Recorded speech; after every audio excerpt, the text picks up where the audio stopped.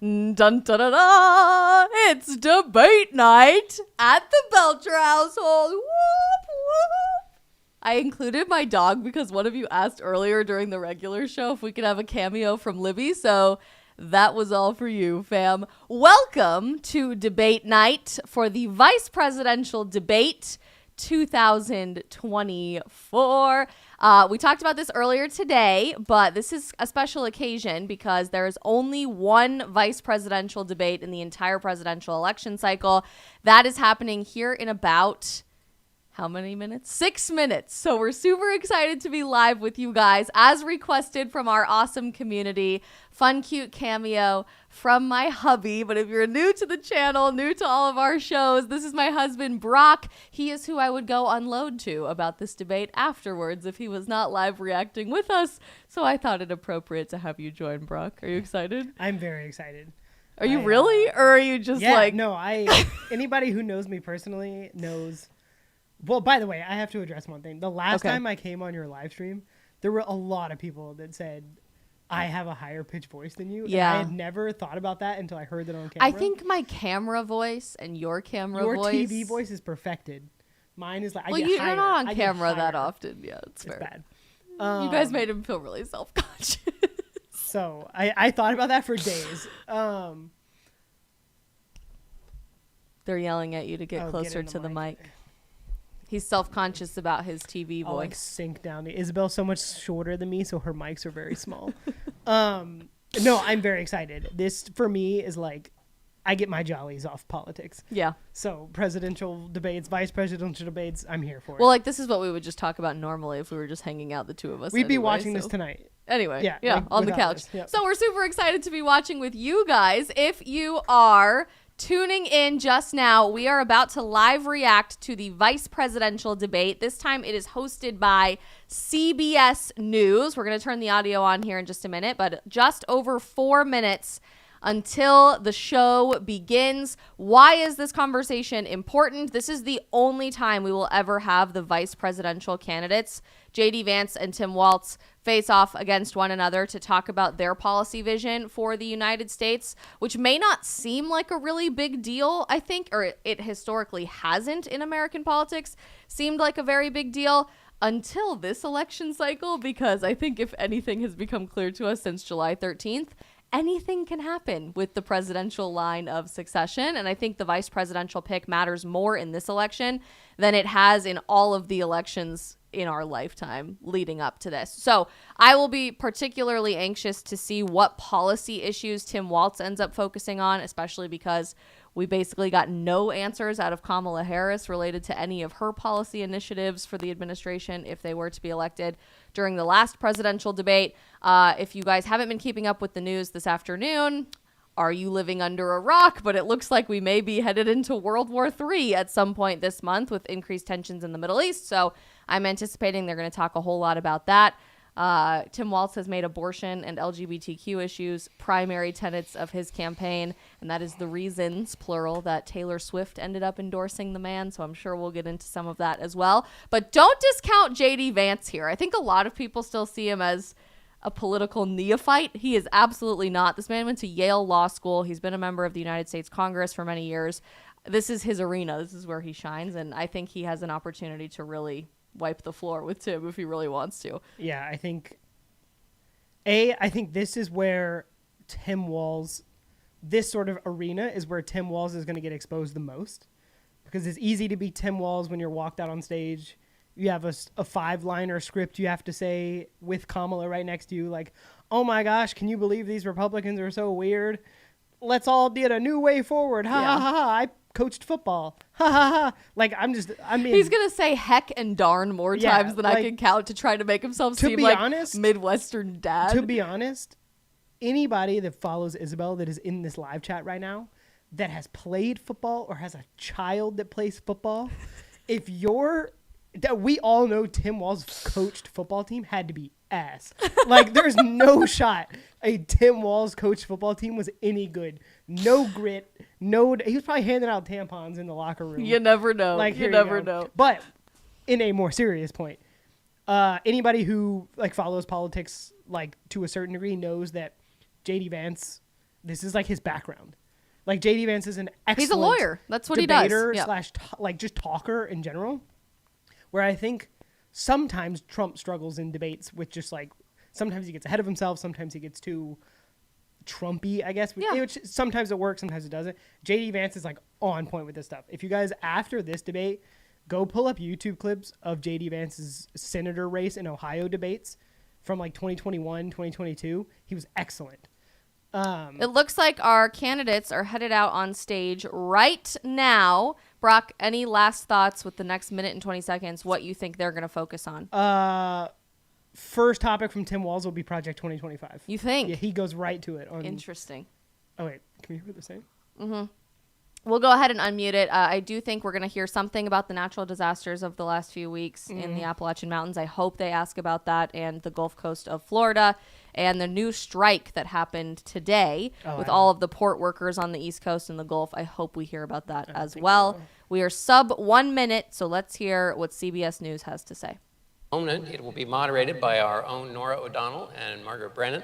Ohio Senator J.D. Vance and Minnesota Governor Tim Walz take the stage. Well, they've taken the stage, so stick with us here and join us also on our streaming channel, CBS News 24/7, for exclusive content you won't see anywhere else. Thank you for joining us. Do we think they'll be fair? I doubt it. I doubt it, right? I mean, there's no way. After what we saw with ABC in particular. Do we think they'll be fair? If anything's off with our audio, also, just let us know, guys. We're meandering with some technical resetting of things here, so just let us know in the live chat. I know with Instagram especially, sometimes it shuts off your guys' audio, so you just have to exit the stream and then come back. Brock's checking our audio to make sure everything sounds good. Tonight, with just over a month to go. All right, here we go. The first and only meeting between the two men who hope to become vice president of the United States. Democratic Governor Tim Walz of Minnesota and Republican Senator J.D. Vance of Ohio. Now, this is likely the final debate of this election cycle, and voting is already underway in 20 states. Sad. CBS News polling shows this remains a race either presidential candidate could win. The CBS News vice presidential debate starts now. I actually don't know which individuals are our moderators tonight. We're to turn this whole country red with President Donald J. Trump's leadership. You know what's at the end of this little journey? Kamala Harris as the next president of the United States. God, I hope not. This is a CBS News special, live from CBS News headquarters in New York. America decides. The vice. Is there an audience for this one? No. But they can interrupt each other this time. Yes. That's Good interesting. evening, I'm Nora O'Donnell, and thank you for joining us for tonight's CBS News vice presidential debate. We want to welcome our viewers on CBS, on other networks here in the U.S. and around the world. We have a consequential night ahead, and our focus is the issues that matter to you, the voter. Let's introduce the candidates. Minnesota's Democratic Governor Tim Walz and Ohio's Republican Senator J.D. Vance tonight meeting for the first time. Interesting.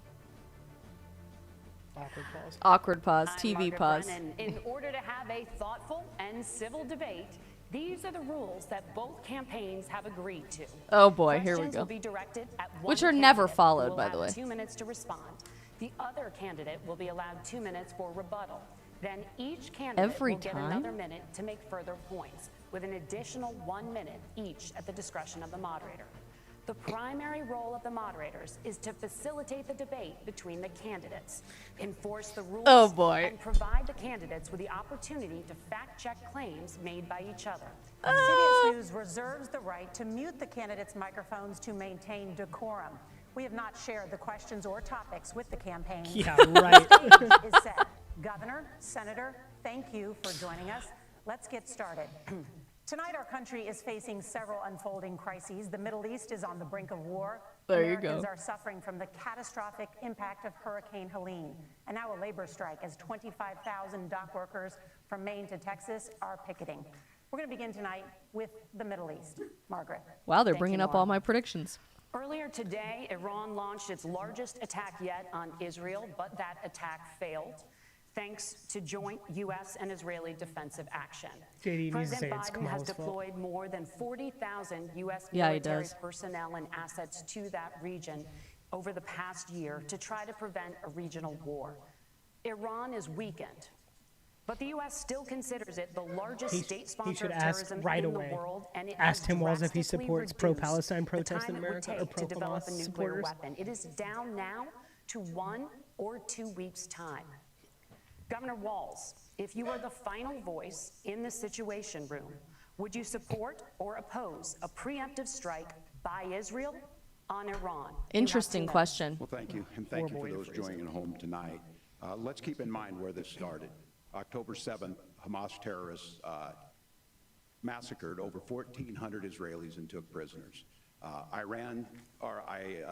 Israel's ability to be able to defend itself is absolutely fundamental. Getting its hostages back, fundamental, and ending the humanitarian crisis in Gaza. But the expansion of Israel and its proxies is an absolute fundamental necessity for the United States to have the steady leadership there. You saw it experienced today, where along with our Israeli partners and our coalition, The expansion of Israel? He meant Iranian proxies. But what's fundamental here is that steady leadership. He's already struggling. It's clear, He's and already the world interchanged saw it on that Israel and debate Iran stage a few 3 weeks times. ago. A nearly 80-year-old Donald Trump talking about crowd sizes is not what we need in this moment. But it's not just that. It's those that were closest to Donald Trump that understand how dangerous he is when the world is this dangerous. His chief of staff, John Kelly, said that he was the most flawed human being he'd ever met. And both is a weird of his pivot. secretaries of defense and his national security advisors said he should be nowhere near the White House. Now, the person closest to them, Donald Trump, said he's unfit for the highest office. That was Senator Vance. What we've seen out of Vice President Harris is we've seen steady leadership. We've seen a calmness that is able to be able to draw on the coalitions to bring them together. Would you support a preemptive strike? That our allies matter. JD should say you didn't answer the question. When our allies see Donald Trump turn towards Vladimir Putin, turn towards North Korea, when we start to How see is this that question type about of fickleness around holding Vladimir the coalitions Putin or together, North Korea? we will stay committed. And as the Vice President said today we will protect our forces and our allied forces, and there will be consequences. Governor, your time is up. Senator So, Vance, the didn't same answer. question. Would you support or oppose a preemptive strike by Israel on Iran? You have 2 minutes. So, Margaret, I want to answer the question. First of all, thanks, Governor. Thanks to CBS for hosting the debate. And thanks, most importantly, to the American people who are watching this evening and caring enough about this country to pay attention to this vice presidential debate.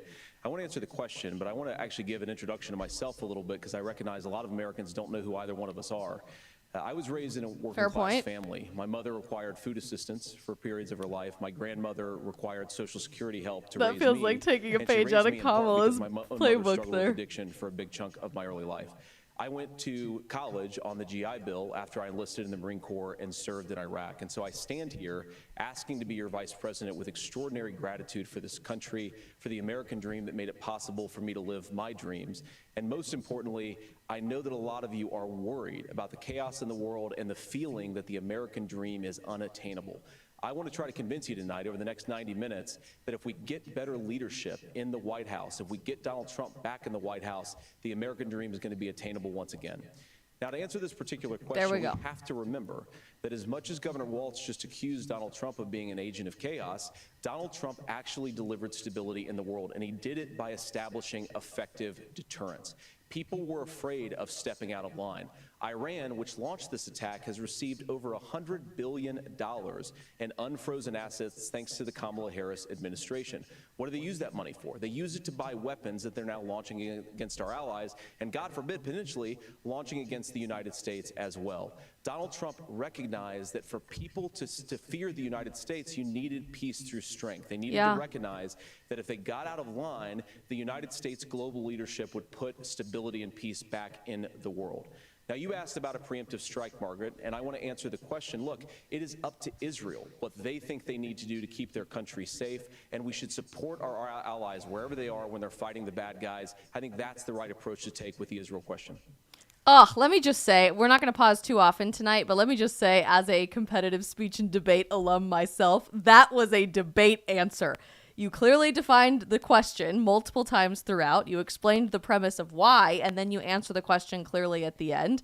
I'm really excited to see how the rest of this goes, but it is interesting to me that Walz came swinging out on the Israel issue, just like Kamala did 3 weeks ago, trying to be hard, we support Israel no matter what, which is an interesting choice. Can you turn the volume up on the broadcast? Yes, we can turn the volume up on the broadcast. Thanks for letting us know, you guys. I wish you would have said something Governor about not Walz, sending do you care to American respond troops. to any of the allegations? Well, look, Donald Trump was in office. We'll sometimes hear a revisionist history, but when Donald Trump was in office, it was Donald Trump who we had a coalition of nations that had boxed Iran's nuclear program in, the inability to advance it. Donald Trump pulled that program and put nothing else in its place. So Iran is closer to a nuclear weapon than they were before because of Donald Trump's fickle leadership.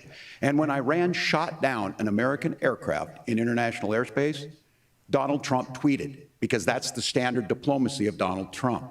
And when Iranian missiles did fall near U.S. troops and they received traumatic brain injuries, Donald Trump wrote it off as headaches. Look, our allies understand that Donald Trump is fickle. He will go to whoever has the most flattery or where it makes sense to him. Steady leadership like you witnessed today, like you witnessed in April. Both Iranian attacks were repelled.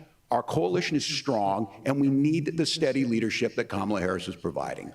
Senator Vance, the U.S. did have a diplomatic deal with Iran to temporarily pause parts of its nuclear program, and President Trump did exit that deal.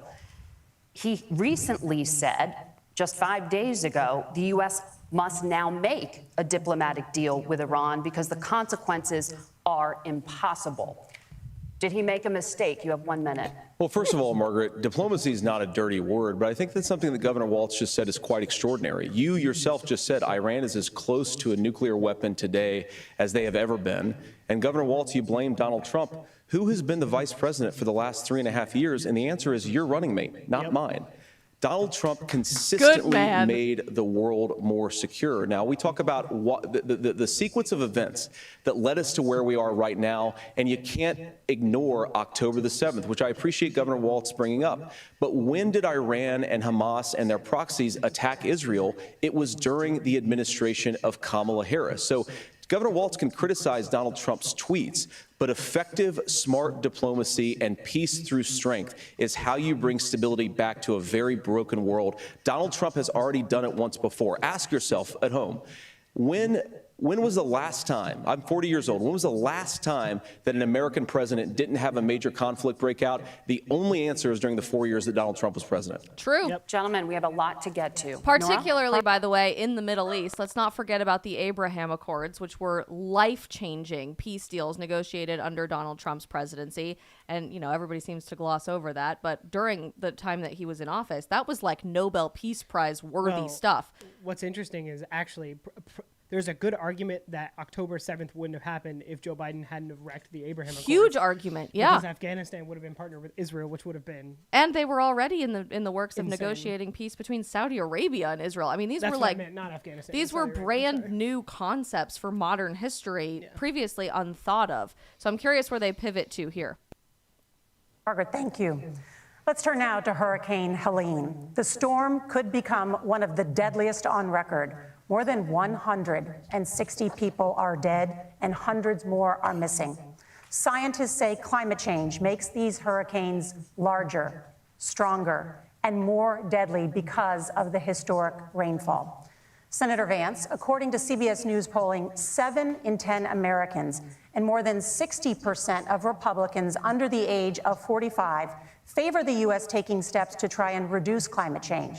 Senator, what responsibility would the Trump administration have to try and reduce the impact of climate change? I'll give you 2 minutes. Sure. So first of all, let's start with the hurricane, because it's an unbelievable, unspeakable human tragedy. I just saw today, actually, a photograph of two grandparents on a roof with a 6-year-old child, and it was the last photograph ever taken of them because the roof collapsed and those innocent people lost their lives. And I'm sure Governor Walz joins me in saying our hearts go out to those innocent people, our prayers go out to them, and we want as robust and aggressive as a federal response as we can get to save as many lives as possible, and then, of course, afterwards, to help the people in those communities rebuild. I mean, these are communities that I love. Some of them I know very personally in Appalachia, all across the Southeast. They need their government to do their job, and I commit that when Donald Trump is president again, the government will put the citizens of this country first when they suffer from a disaster.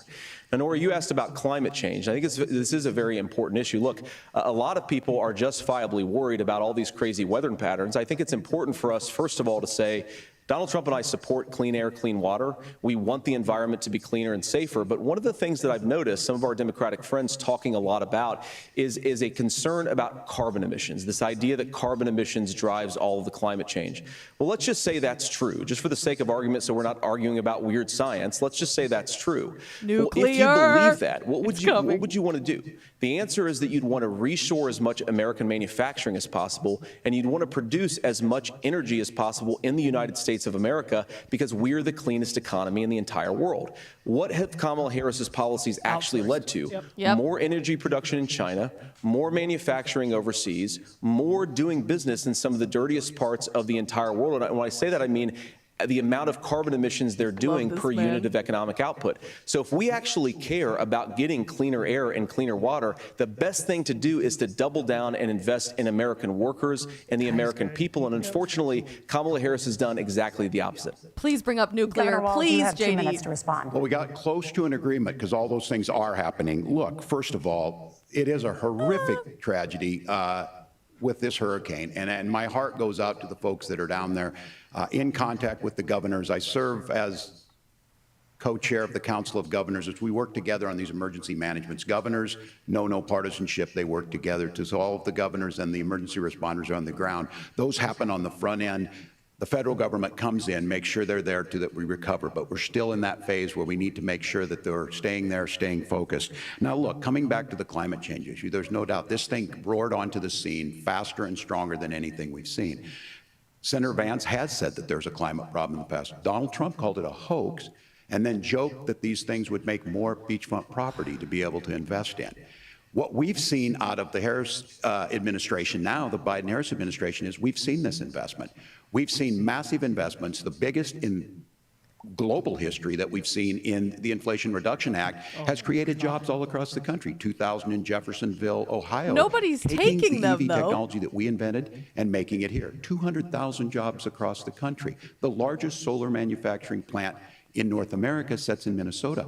But my farmers know climate change is real. They've seen 500-year droughts, 500-year floods back to back. But what they're doing is adapting, and this has allowed them to tell me, look, I harvest corn, I harvest soybean, and I harvest wind. We are producing more natural gas and more oil at any time than we ever have. We're also producing more clean energy. So the solution for us is to continue to move forward, that climate change is real. Reducing our impact is absolutely critical, but this is not a false choice. You can do that at the same time you're creating the jobs that we're seeing all across the country. That's exactly what this administration has done. We are seeing us becoming an energy superpower for the future, not just the current. And that's what absolutely makes sense. And then we start thinking about how do we mitigate these disasters? The Inflation Reduction Act was 2021, wasn't it? It was right after Joe Biden took office. It was either 2021 or 2022. I still have yet to get a solid answer from anyone, any political analyst, any staffer on Capitol Hill, of all these hundreds of thousands of jobs that have been created in clean energy. Who's taking them? You can create all the jobs you want, but they're not filling those jobs. It's literally just a political talking point. I've been asking this question for 3 years. So that infuriates me. Well, the one thing that bothers me about this question, and I'm sure a lot of people are going to probably say this in the chat, they took the concept of the hurricane, which the question should have been, President Biden and the current administration has done this for federal relief. Joe Biden said he's not going to give any more. What would you do if you were in charge of the administration / how would you handle the sort of rebuild of Hurricane Helene, rather than flip? You see how they pivoted that question? Away from the Hurricane victims, Helene is destroying all these victims in North Carolina and all over the South, blah, blah, blah, blah, blah. you've said climate change wasn't real. What would be your policy Which also on climate isn't change? true. And JD Vance has never said climate change is just not real. It's like you just saw in real time why the media is so full of you know what. It's just like how they take a question that should be, hey, why should we be focusing on the American people? Yeah. What would you do to help the people of North Carolina? Which honestly, I think Tim Walz and JD Vance probably would have agreed on an answer and saying like, we need to do more help. Let's see if he brings it back around to that because I'm curious. Thank you. Senator, I want to give you an opportunity to respond there. The governor mentioned that President Trump has called climate change a hoax. Do you agree? Well, look, what the president has said is that if the Democrats, in particular Kamala Harris and her leadership, if they really believe that climate change is serious, what they would be doing is more manufacturing and more energy production in the United States of America, and that's not what they're doing. So clearly, Kamala Harris herself doesn't believe her own rhetoric on this. If she did, she would actually agree with Donald Trump's energy policies. Now, something Governor Walz said I think is important to touch upon, because when we talk about clean energy, I think that's a slogan that often the Democrats will use here. And I'm talking, of course, about the Democratic leadership. And the real issue is that if you're spending hundreds of millions or even billions of dollars of American taxpayer money on solar panels that are made in China, number one, you're going to make the economy dirtier. We should be making more of those solar panels here in the United States of America. Some of them are, Tim, but a lot of them are being made overseas in China, especially the components that go into those solar panels. Rare element if you mining, really want people. to make the environment cleaner, you've got to invest in more energy production. We haven't built a nuclear facility, I think, one in the past 40 years. Senator. Natural gas, we got to invest more in it. Kamala Harris has done the opposite. That's raised energy prices and also meant that we're doing Senator, worse by the climate. your time is up. Nuclear. Governor, would you like to respond? Well, look, we're producing more natural gas than we ever have. There's no moratorium on that. We're producing more oil. But the folks know, and like I said again, these are not liberal folks. These are not folks that are Green New Deal folks. These are farmers that have been drought one year, massive flooding the next year. They understand that it makes sense. Look, our number one export cannot be topsoil from erosion from these massive storms. We saw it in Minnesota this summer. And thinking about how do we respond to that, we're thinking ahead on this. And what Kamala Harris has been able to do in Minnesota, we're starting to weatherproof some of these things. The infrastructure law that was passed allows us to think about mitigation in the future. How do we make sure that we're protecting by burying our power lines? How do we make sure that we're protecting lakefronts and things that we're seeing more and more of? But to call it a hoax and to take the oil company executives to Mar-a-Lago, say, give me money for my campaign and I'll let you do whatever you want. We can be smarter about that, and an all-above energy policy is exactly what she's doing, creating those jobs right here. Governor, your time is up. The overwhelming consensus among scientists is that the Earth's climate is warming at an unprecedented rate. Margaret? Thank you, Nora. We're going to turn now to immigration. Let's talk about that. Ooh, immigration coming up next. So I want to talk about a few things that they just talked about there. Just the idea that, we're going to weatherproof half our stuff. Like, let's be real. Let's say, I think everybody would probably agree, like, when they say climate change, like, is the climate changing? Yes. But, like, here's my thing. This is why Donald Trump is correct in saying the climate change movement is a hoax. I think I would disagree with Donald Trump because I think he just is like, the climate is going to be what it's going to be, which is true. Like, ultimately, you can't really stop because if the United States were to go net carbon neutral tomorrow, it would account for less than, like, 2% of the it doesn't world's, like, change carbon the world. emissions, so it doesn't do anything. Here's my bigger point. This is why the climate change movement within the government is a hoax, because their whole solution, the Democrats' whole solution is pay us more money. We're going to tax you more money, put more money into the government programs to try and fix the climate. Yeah. If you think AOC and Tim Walz can write a bill that fixes the Earth's climate with more of my money, you should be thrown off a bridge. Like, that is the most insane. Like, I wouldn't trust AOC to tie my shoes, yet she's going to fix the climate. Well, in a shorter, more succinct way of saying that, too, their ideas to solve for carbon emissions, which is namely the problem that they are citing with caring for the environment, actually cause more carbon emissions. Lab-grown meat causes more carbon emissions. Yes. Charging your electric car causes more carbon emissions than filling up your gas car. So I think that's where this idea of the hoax is coming from, but it is interesting that they keep harping on that word. Why the Democrats' idea is like think about this summed up if you're an American citizen. Even if I actually think RFK summed out why we should care about the climate in a really good way. That was like, the closest we can be to God is like his natural beauty. We and his experience creation. the divine in and that nature. is how we experience creation. And I actually love that. And like, that's why we should protect the environment, all for that. But like the fact that the Democrats just want to tax you more money and they say, oh, we can fix the climate, like, you're insane if you believe that. Right or left. I don't think J.D. Vance and Trump can fix the climate. I also don't think Tim Walz and Kamala Harris can fix it. Let's see what they have to say about immigration. Here we go. The crisis at the U.S.-Mexico border consistently they ranks called it a as one of the crisis. top issue That's for an American update. voters. Senator Vance, your campaign is pledging to carry out the largest mass deportation plan in American history and to use the U.S. military to do so. Absolutely. Could you be more specific about exactly how this will work? For example, would you deport parents who have entered the U.S. illegally and separate them from any of their children who were born on U.S. I wonder if he'll take a page from Vivek So first here, of all, ending Margaret, before we birthright talk about citizenship. deportations, we have to stop the bleeding. We have a historic immigration crisis because Kamala Harris started and said that she wanted to undo all of Donald Trump's border policies. 94 executive orders suspending deportations, decriminalizing illegal aliens, massively increasing the asylum fraud that exists in our system. That has opened the floodgates. And what it's meant is that a lot of fentanyl is coming into our country.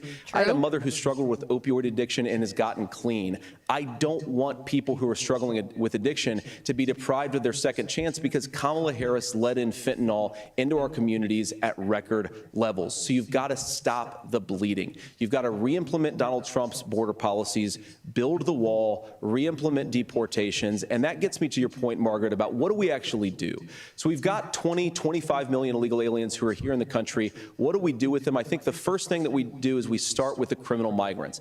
About 1 million of those people have committed some form of crime in addition to crossing the border illegally. Let him I think you cook. start with deportations on those folks.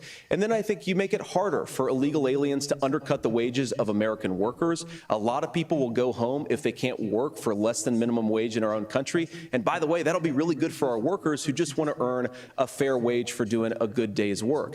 And the final point, Margaret, is you ask about family separation. Right now in this country, Margaret, we have 320,000 children that the Department of Homeland Security has effectively lost. Some of them have been sex trafficked. Some of them hopefully are at homes with their families. Some of them have been used as drug trafficking mules. The real family separation policy in this country is unfortunately Kamala Harris's wide open southern border.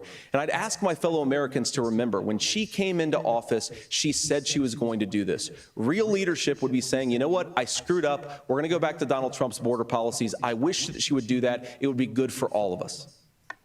Governor, do you care to respond to any of those specific allegations, including that the vice president is, quote, letting in fentanyl and using kids as drug mules, among other things? Yeah, That is happening. The drug mule is not true, but I will say about this, about the fentanyl, because this is a crisis of this, the opioid crisis. And the good news on this is the last 12 months saw the largest decrease in opioid deaths in our nation's history.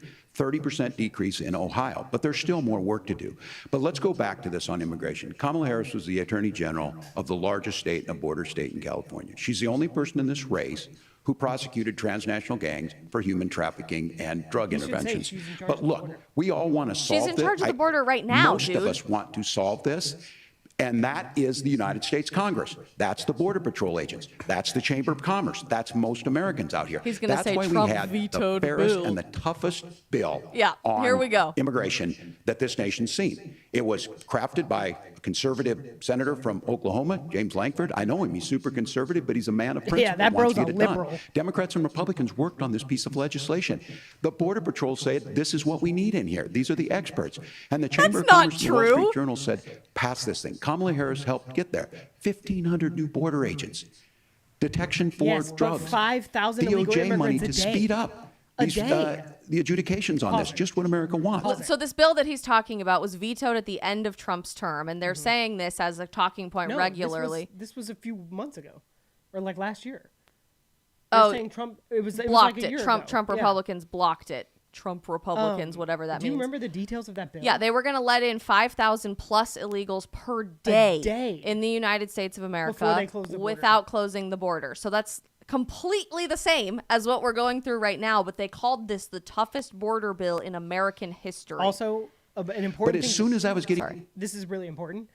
For those of you who don't know, who aren't super familiar with like how Congress works and all this kind of stuff, that whole border bill was labeled as a bipartisan bill.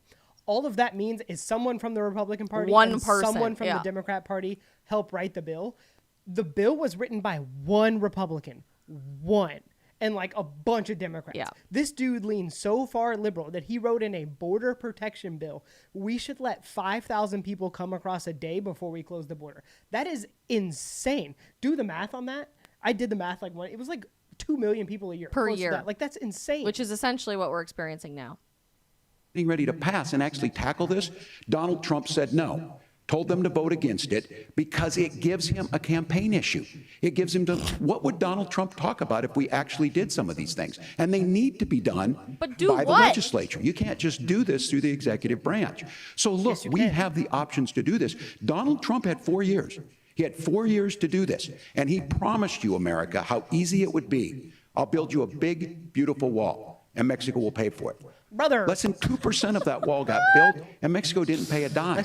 But J- here we are again, JD's 9 he's ready. years after He's he ready. came down He's that marinating escalator, right now before he cooks. dehumanizing people and telling them what he was going to do. As far as the deportation plan, at one point, Senator Vance said it was so unworkable to be laughable. So that's where we're at. Pass the bill, she'll sign it. Governor, your time is up. Senator, the question was, will you separate parents from their children, even if their kids are U.S. citizens? You have 1 minute. Margaret, my point is that we already have massive child separations thanks to Kamala Harris's open border. And I didn't accuse Kamala Harris of inviting drug mules. I said that she enabled the Mexican drug cartels to operate freely in this country. And we know that they use children as drug mules, and it is a disgrace, and it has to stop. Look, I think what Tim said just doesn't pass the smell test. For 3 years, Kamala Harris went out bragging that she was going to undo Donald Trump's border policy. She did exactly that. We had a record number of illegal crossings. We had a record number of fentanyl coming into our country. And now that she's running for president, or a few months before, she says that somehow she got religion and cared a lot about a piece of legislation. The only thing that she did when she became the vice president, when she became the appointed border czar, was to undo 94 Donald Trump executive actions that opened the border. This problem is leading to massive problems in the United States of America. Parents who can't afford health care, schools that are overwhelmed. It's got to stop, and it will when Donald Trump is president again. Senator, your time is up. Governor, what about our CBS News polling, which does show that a majority of Americans, more than 50%, support mass deportations? Look, we fix this issue with a bill that is necessary, but the issue on this is what happens when you don't want to solve it. You demonize it. And we saw this, and Senator Vance, and it surprises me on this, talking about and saying, I will create stories to bring attention to this. That vilified a large number of people who were here legally in the community of Springfield. The Republican governor said, it's not true, don't do it. There's consequences for this. There's consequences. We could come together. Senator Langford did it. We could come together and solve this if we didn't let Donald Trump continue to make it an issue. I don't know. He's not on TikTok. I think we have come together and we're all singing, they're eating the dogs. They're eating the He's also just not answering the question. You guys are saying that there's some crazy stuff coming up ahead. We're a few minutes behind because we're pausing periodically to respond to some of this stuff. So it looks like we're in for a wild ride here in the next few minutes. And the consequences in Springfield were the governor had to send state law enforcement to escort kindergartners to school. I believe Senator Vance wants to solve this, but by standing with Donald Trump and not working together to find a solution, it becomes a talking point. And when it becomes a talking point like this, we dehumanize and villainize other human beings. Tim, Governor, your time is up. Senator, I'll give you 1 minute, but let me just ask you the question first. The governor has made the point, and I think as a sitting lawmaker, you know that Congress controls the purse strings and any funding. So you have said repeatedly that Donald Trump would, through executive action, solve this. Do you disagree that Congress controls the purse strings and would need to support many of the changes that you would actually want to implement? You have 1 minute. Look, Margaret, first of all, the gross majority of what we need to do at the southern border is just empowering law enforcement to do their job. Who works for the executive branch. Kamala Harris has been.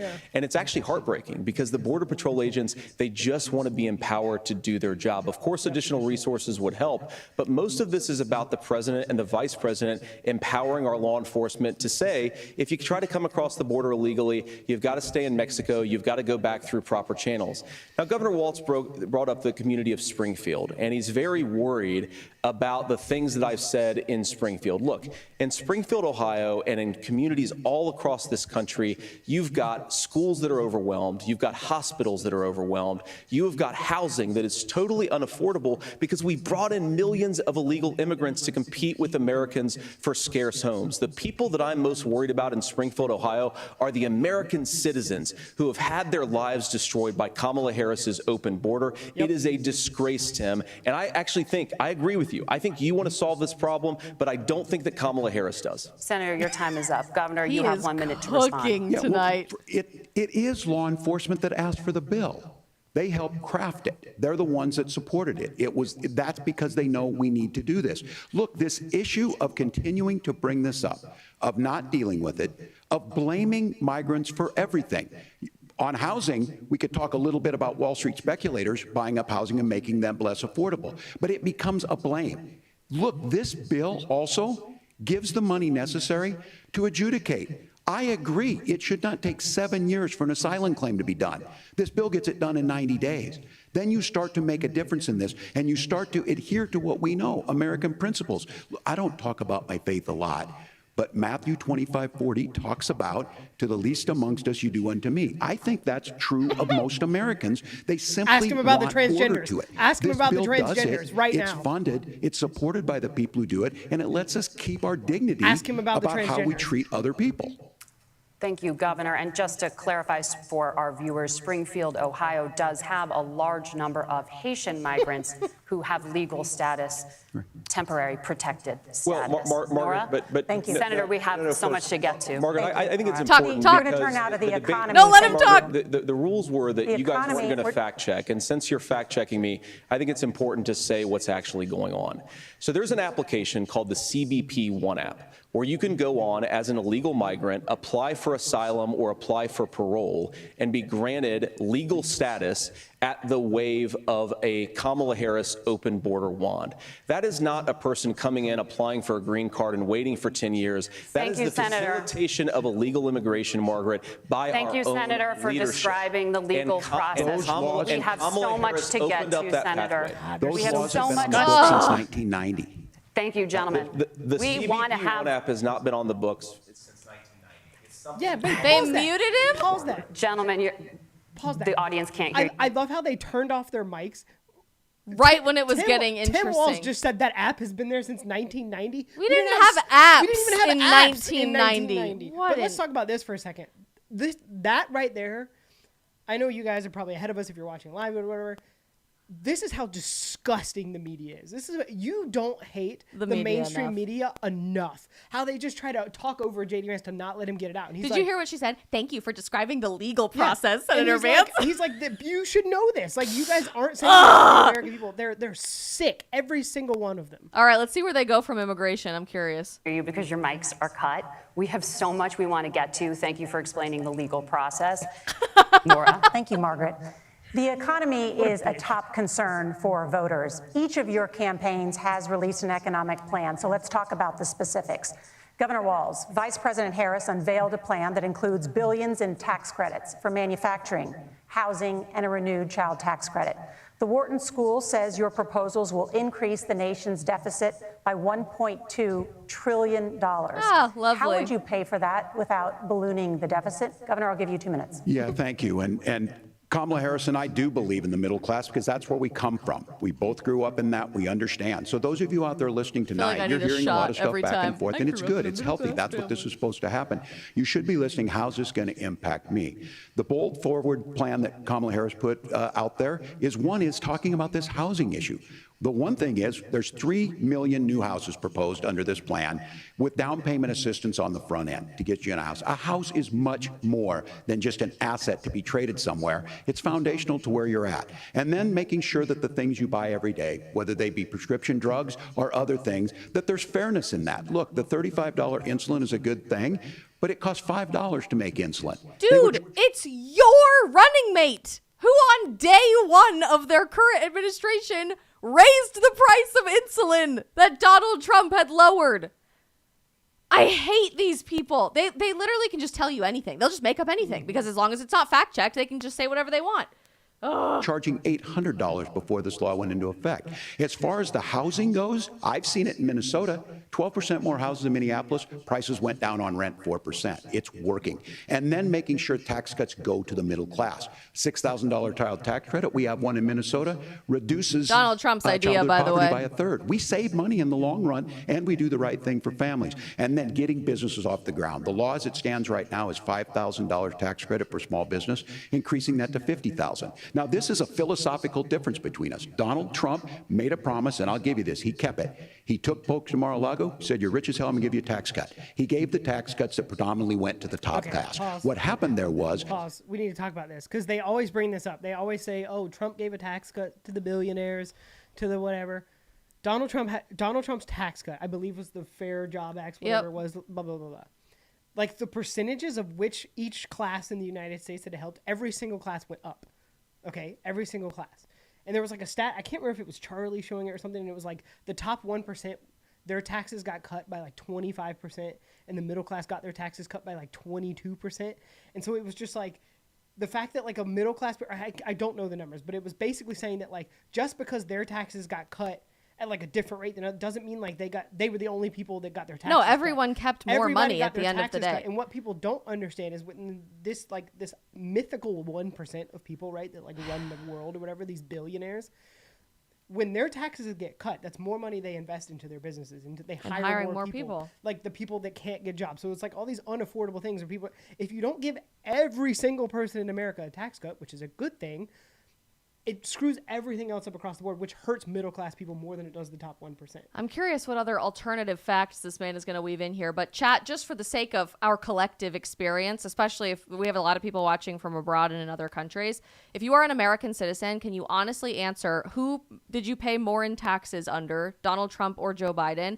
And who is it more difficult to buy a house under, Donald Trump or Joe Biden? And who is it more difficult to afford basic goods and services, Donald Trump or Joe Biden? Just drop it in the chat for us. Not to mention, before we even start, I mean, you guys are probably smart enough to know this. If the government is going to hand out $25,000 to home buyers and say, here, this is how you buy your first house. If you're the seller of a house, I'm just going to raise the price of my house. Correct. Inflation doesn't, like, they can say this like the 12% drop, but they're not even remotely accounting for inflation. Like a builder is going to raise their prices, a seller is going to raise their prices, and all this kind of stuff. Like your house is going to be $100,000 more expensive because you get a $25,000 handout. Chris Johnson just said this economy is painfully hard, and Pam Scott said all more difficult under Biden. Of course. There you go. An $8 trillion increase in the national debt, the largest ever. Now he's proposing a 20% consumption or sales tax on everything we bring in. Everyone agrees, including businesses, it would be destabilizing it would increase inflation and potentially lead to a recession. Look, this is simple for you. Where are we going? Kamala Harris has said to do the things she wants to do, we'll just ask the wealthiest to pay their fair share. When you do that, our system works best, more people are participating in it, and folks have the things that they need. By the way, the top 1% already pays about 50% of all income taxes in America as it is right now. Yep. So just think about that. Senator, I want to give you a moment to respond on that. But similarly, the Wharton School has done an analysis of the Trump plan. It's going to be horrible. It would increase the nation's deficit by $5.8 trillion. My question is the same for you. How do you pay for all that without ballooning the deficit? I'll give you 2 minutes. Well, first of all, you're going to hear a lot from Tim Walz this evening, and you just heard it in the answer, a lot of what Kamala Harris proposes to do. And some of it, I'll be honest with you, it even sounds pretty good. Here's what you won't hear, is that Kamala Harris has already done it. Because she's been the vice president for 3.5 years. She had the opportunity to enact all of these great policies, and what she's actually done instead is drive the cost of food higher by 25%, drive the cost of housing higher by about 60%, open the American southern border, and make middle-class life unaffordable for a large number of Americans. If Kamala Harris has such great plans for how to address middle-class problems, then she ought to do them now. Not when asking for a promotion, but in the job the American people gave her 3.5 years ago. And the fact that she isn't tells you a lot about how much you can trust her actual plans. Now, Donald Trump's economic plan is not just a plan, but it's also a record. A lot of those same economists attack Donald Trump's plans, and they have PhDs, but they don't have common sense and they don't have wisdom. Because Donald Trump's economic policies delivered the highest take-home pay in a generation in this country, 1.5% inflation, and to boot, peace and security all over the world. So when people say that Donald Trump's economic plan doesn't make sense, I say look at the record. He delivered rising take-home pay for American workers. Now, Tim admirably admits that they want to undo the Trump tax cuts. But if you look at what was so different about Donald Trump's tax cuts, even from previous Republican tax cut plans, is that a lot of those resources went to giving more take-home pay to middle class and working class Americans. It was passed in 2017, and you saw an American economic boom unlike we've seen in a generation in this country. That is a record that I'm proud to run on, and we're going to get back to that common sense wisdom so that you can afford to live the American dream again. I know a lot of you are struggling. I know a lot of you are worried about paying the bills. It's going to stop when Donald Trump brings back common sense to this country. Governor, do you want to respond to that? What has Kamala Harris done for the middle class? Yeah, well, Kamala Harris's day one was Donald Trump's failure on COVID that led to the collapse of our economy. We were already before COVID in a manufacturing recession, but 10 million people out of work, largest percentage since the Great Depression. 9 million jobs closed on that. That was day one. Whether it was the Infrastructure Act or other things we moved. Now, you made a question about experts, said this. I've made a note of this. Economists can't be trusted. Science can't be trusted. National security folks can't be trusted. Look, if you're going to be president, you don't have all the answers. Donald Trump believes he does. My pro tip of the day is this. If you need heart surgery, listen to the people at the Mayo Clinic in Rochester, Minnesota, not Donald Trump. And the same thing goes with this. And I ask you out there, teachers, nurses, truck drivers, or whatever, how is it fair that you're paying your taxes every year and Donald Trump hasn't paid any federal tax in the last 15 years, and the last year as president? That's what's wrong with the system. I love how JD keeps breaking the fourth wall here, and he just, as soon as he knows he's got a retort, he just stares right at the camera. There's a way around it, and he's bragged about that. We're just asking for fairness in it, and that's all you want. You have a minute. Governor, you say trust the experts. But those same experts for 40 years said that if we shipped our manufacturing base off to China, we'd get cheaper goods. They lied about that. They said if we shipped our industrial base off to other countries, to Mexico and elsewhere, it would make the middle class stronger. They were wrong about that. They were wrong about the idea that if we made America less self-reliant, less productive in our own nation, that it would somehow make us better off. And they were wrong about it. And for the first time in a generation, Donald Trump had the wisdom and the courage to say to that bipartisan consensus, we're not doing it anymore. We're bringing American manufacturing back. We're unleashing American energy. We're going to make more of our own stuff. And this isn't just an economic issue. And I've got 3 beautiful little kids at home, 7, 4, and 2. And I love them very much, and I hope they're in bed right now.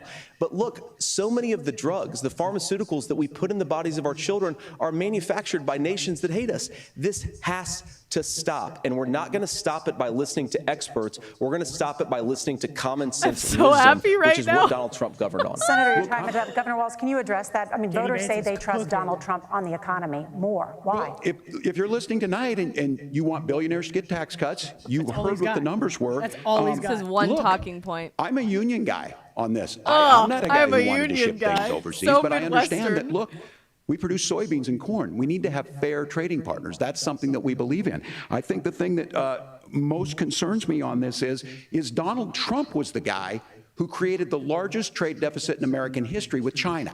So the rhetoric is good. Much of what the senator said right there, I'm in agreement with him on this. I watched it happen too. I watched it to my communities, and we talked about that. But we had people undercutting the right to collectively bargain. We had right to work states made it more difficult. We had companies that were willing to ship it over, and we saw people profit. Folks that are venture capital in some cases, putting money into companies that were overseas. We're in agreement that we bring those home. The issue is Donald Trump is talking about it. Kamala Harris has a record, 250,000 more manufacturing jobs just out of the IRA. May I respond to that? Yes. So appreciate that. So if you notice, what Governor Walz just did is he said, first of all, Donald Trump has to listen to the experts. And then when he acknowledged that the experts screwed up, he said, well, Donald Trump didn't do nearly as good of a job as the statistics show that he did. So what Tim Walz is doing, and I honestly, Tim, I think you got a tough job here, because you've got to play whack-a-mole. You've got to pretend that Donald Trump didn't deliver rising take-home pay, which of course he did. You've got to pretend that Donald Trump didn't deliver lower inflation, which of course he did. And then you simultaneously got to defend Kamala Harris's atrocious economic record, which has made gas, groceries, and housing unaffordable for American citizens. I was raised by a woman who would sometimes go into medical debt so that she could put food on the table in our household. I know what it's like to not be able to afford the things that you need to afford. We can do so much better. To all of you watching, we can get back to an America that's affordable again. We just got to get back to common sense economic principles. I hope we have a conversation on health care then. Senator, Governor. Please. Thank you, Margaret. We have a lot to get to ahead, gentlemen, on many topics. But right now, I want to talk about personal qualifications. The vice president is often the last voice the president hears before making consequential decisions. We want to ask you about your leadership qualities. Governor Walz, you said you were in Hong Kong during the deadly Tiananmen Square protests in the spring of 1989. Are they going to bring up the China? But Minnesota Public Radio and other media outlets are reporting that you actually didn't travel to Asia until August of that year. Can you explain that discrepancy? Yeah, well, and to the folks out there who didn't get at the top of this, look, I grew up in small rural Nebraska, town of 400, town that you rode your bike with your buddies till the streetlights come on, and I'm proud of that service. I joined the National Guard at 17, worked on family farms, and then I used the GI Bill to become a teacher, passionate about it, a young teacher. My first year out, I got the opportunity in the summer of '89 to travel to China. 35 years ago, be able to do that. I came back home and then started a program to take young people there. We would take basketball teams, we would take baseball teams, we would take dancers, and we would go back and forth to China. The issue for that was to try and learn. Now look, my community knows who I am. They saw where I was at. Look, I will be the first to tell you, I have poured my heart into my community. I've tried to do the best I can, but I've not been perfect. And I'm a knucklehead at times, but it's always been about that. Those same people elected me to Congress for 12 years. And in Congress, I was one of the most bipartisan people, working on things like farm bills that we got done, working on veterans benefits. But were you there during the Tiananmen Square massacre? Were able to elect me to governor twice. She should follow up and say, so yeah, look, my commitment has been from the beginning to make sure that I'm there for the people, to make sure that I get this right. I will say more than anything. Many times I will talk a lot. I will get caught up in the rhetoric. But being there, the impact it made, the difference it made in my life, I learned a lot about China. I hear the critiques of this. I would make the case that Donald Trump should have come on one of those trips with us. I guarantee you he wouldn't be praising Xi Jinping about COVID, and I guarantee you he wouldn't start a trade war that he ends up losing. So this is about trying to understand But were you in the world. Tiananmen It's Square? about trying to do the best you can for your community, and then it's putting yourself out there and letting your folks understand what it is. My commitment, whether it be through teaching, which I was good at, or whether it was being a good soldier, or was being a good member of Congress, those are the things that I think are the values that people care about. Yeah, he kind of just said, don't trust what I say. Yeah, he Governor, just said just to sometimes I get caught up in the rhetoric of everything, and I'm a knucklehead. Follow up on that. The question was, can you explain the discrepancy? All I said on this was I got there that summer and misspoke on this. So I will just. So you weren't there. That's what I've said. So you weren't there. So I was in Hong Kong and China during the democracy protest went in, and from that I learned a lot of what needed to be in governance. Brother. He's panicking. Thank you, Governor. Senator Vance, in 2016, you called your running mate Donald Trump unfit for the nation's highest office, and you said he could be America's Hitler. That was 2016? I know you've been asked many times, and you've said you regret those comments. Yeah. I didn't know. And explained you then voted for Donald Trump in 2020. But the Washington Post reported new messages last week in which you also disparaged Trump's economic record while he was president, writing to someone in 2020, quote, Trump thoroughly failed to deliver his economic populism. You're now his running mate, and you've shifted many of your policy stances to align with his. If you become vice president, why should Americans trust that you will give Donald Trump the advice he needs to hear, and not just the advice he wants to hear? You have 2 minutes. Well, first of all, Margaret, because I've always been open. And sometimes, of course, I've disagreed with the president, but I've also been extremely open about the fact that I was wrong about Donald Trump.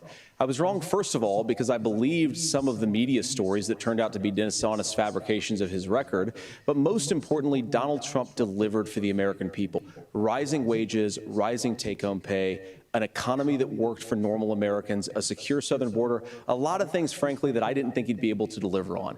And yeah, when you screw up, when you misspeak, when you get something wrong and you change your mind, you ought to be honest with the American people about it. It's one of the reasons, Margaret, why I've done so many interviews is because I think it's important to actually explain to the American people where I come down on the issues and what changed. Now, you pointed out the messages from 2020.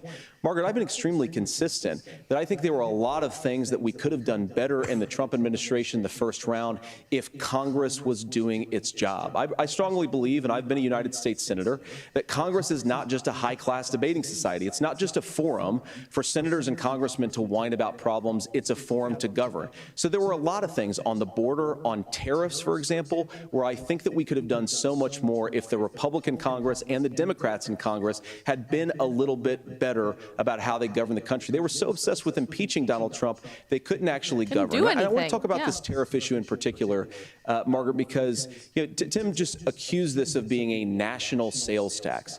Look, the one thing, and you're probably surprised to hear me praising Joe Biden, but the one thing that Joe Biden did is he continued some of the Trump tariffs that protected American manufacturing jobs. And it's the one issue, the most pro-worker part of the Biden administration, it's the one issue where Kamala Harris has run away from Joe Biden's record. Think about this. If you're trying to employ slave laborers in China at $3 a day, you're going to do that and undercut the wages of American workers unless our country stands up for itself and says, you're not accessing our markets unless you're paying middle-class Americans a fair wage. Senator, your time is up. Nora? Thank you. Now to the issue of reproductive rights. Governor Walz, after Roe versus Wade was overturned, you signed a bill into law that made Minnesota one of the least restrictive states in the nation when it comes to abortion. Say 9 months. Former President Trump said in the last debate that you believe abortion, quote, in the 9th month is absolutely fine. Yes or no? It's in your bill. That is Minnesota state law, by the way, as it stands. Which you support? I'll give you 2 minutes. That's not what the bill says, but look, this issue is what's on everyone's mind. Donald Trump put this all into motion. He brags about how great it was that he put the judges in and overturned Roe versus Wade, 52 years of personal autonomy. And then he tells us, oh, we send it to the states. It's a beautiful thing. Amanda Zaworski would disagree with you on it's a beautiful thing. A young bride in Texas waiting for their child at 18 weeks. She has a complication, a tear in the membrane. She needs to go in. The medical care at that point needs to be decided by the doctor. And that would have been an abortion. But in Texas, that would have put them in legal jeopardy. She went home, got sepsis, nearly dies, and now she may have difficulty having children. Or in Kentucky, Hadley Duvall, a 12-year-old child raped and impregnated by her stepfather. Those are horrific. Now, when God asked about that, Senator Vance said 2 wrongs don't make a right. There is no right in this. So in Minnesota, what we did was restore Roe versus Wade. We made sure that we put women in charge of their health care. But look, this is not where, if you don't know Amanda or a Hadley, you soon will. Their Project 2025 is going to have a registry of pregnancies. It's going to make it more difficult, if not impossible, to get contraception and limit access, if not eliminate access to infertility treatments. For so many of you out there listening, me included, infertility treatments are why I have a child. IVF. That's nobody else's business, but those things are being proposed. And the catch-all on this is, well, the states will decide what's right for Texas might not be right for Washington. That's not how this works. This is basic human right. We have seen maternal mortality skyrocket in Texas, outpacing many other countries in the world. This is about health care. In Minnesota, we are ranked first in health care for a reason. We trust women, we trust doctors. Senator, do you want to respond to the governor's claim? Will you create a federal pregnancy monitoring agency? No. No, Nora, certainly we won't. And I want to talk about this issue because I know a lot of Americans care about it, and I know a lot of Americans don't agree with everything that I've ever said on this topic. And, you know, I grew up in a working class family in a neighborhood where I knew a lot of young women who had unplanned pregnancies and decided to terminate those pregnancies because they feel like they didn't have any other options. And, you know, one of them is actually very dear to me. And I know she's watching tonight, and I love you. And she told me something a couple years ago that she felt like if she hadn't had that abortion, that it would have destroyed her life because she was in an abusive relationship. And I think that what I take from that as a Republican who proudly wants to protect innocent life in this country, who proudly wants to protect the vulnerable, is that my party, we've got to do so much better of a job at earning the American people's trust back on this issue where they frankly just don't trust us. And I think that's one of the things that Donald Trump and I are endeavoring to do. I want us as a Republican Party to be pro-family in the fullest sense of the word. I want us to support fertility treatments. I want us to make it easier for moms to afford to have babies. I want it to make it easier for young families to afford a home so they can afford a place to raise that family. And I think there's so much that we can do on the public policy front just to give women more options. Now, of course, Donald Trump has been very clear that on the abortion policy specifically, that we have a big country and it's diverse. And California has a different viewpoint on this than Georgia. Georgia has a different viewpoint from Arizona. And the proper way to handle this, as messy as democracy sometimes is to let voters make these decisions, let the individual states make their abortion policy. And I think that's what makes the most sense in a very big, a very diverse, and let's be honest, sometimes a very, very messy and divided country. Governor, would you like to respond and also answer the question about restrictions? Yeah, well, the question got asked, and Donald Trump made the accusation that wasn't true about Minnesota. Well, let me tell you about this idea that there's diverse states. There's a young woman named Amber Thurman. She happened to be in Georgia, a restricted state. Because of that, she had to travel a long distance to North Carolina to try and get her care.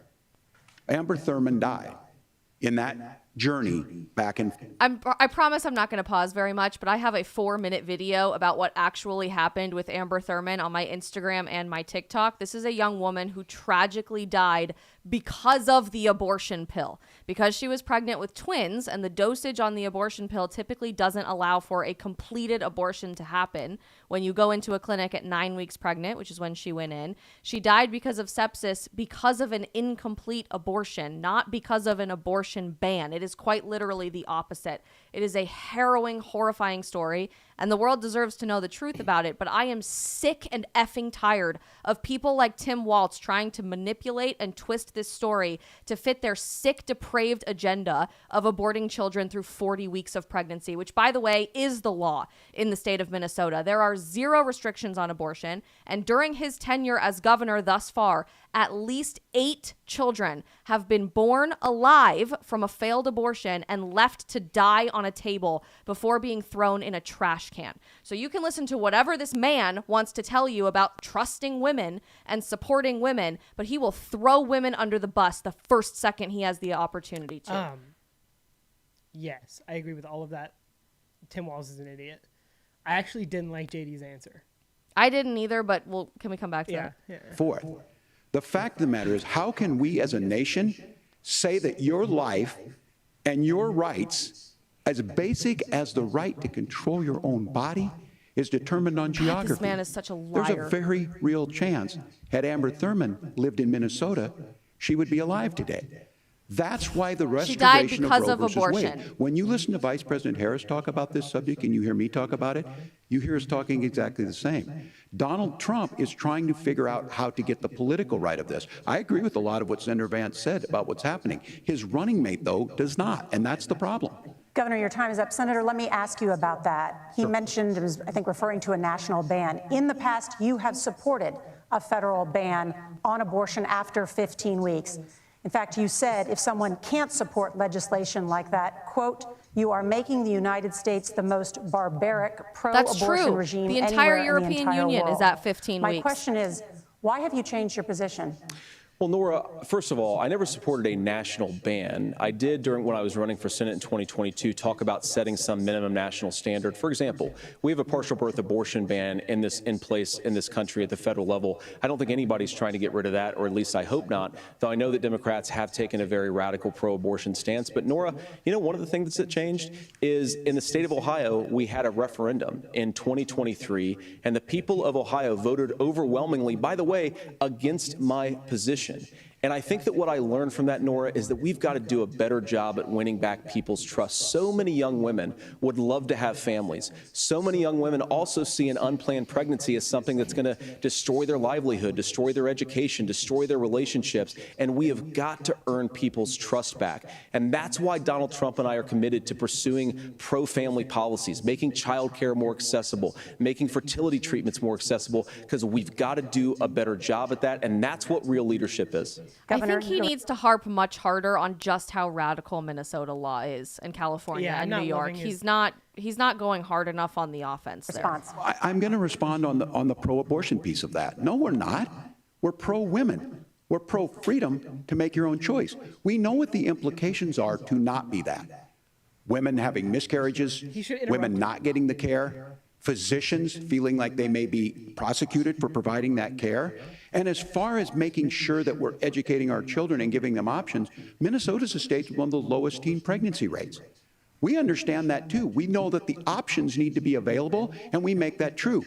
We also make it, we're a top 3 state for the best place to raise children. But these two things, to try and say that we're pro-children, but we don't like this, or you guys are pro-abortion, that's not the case at all.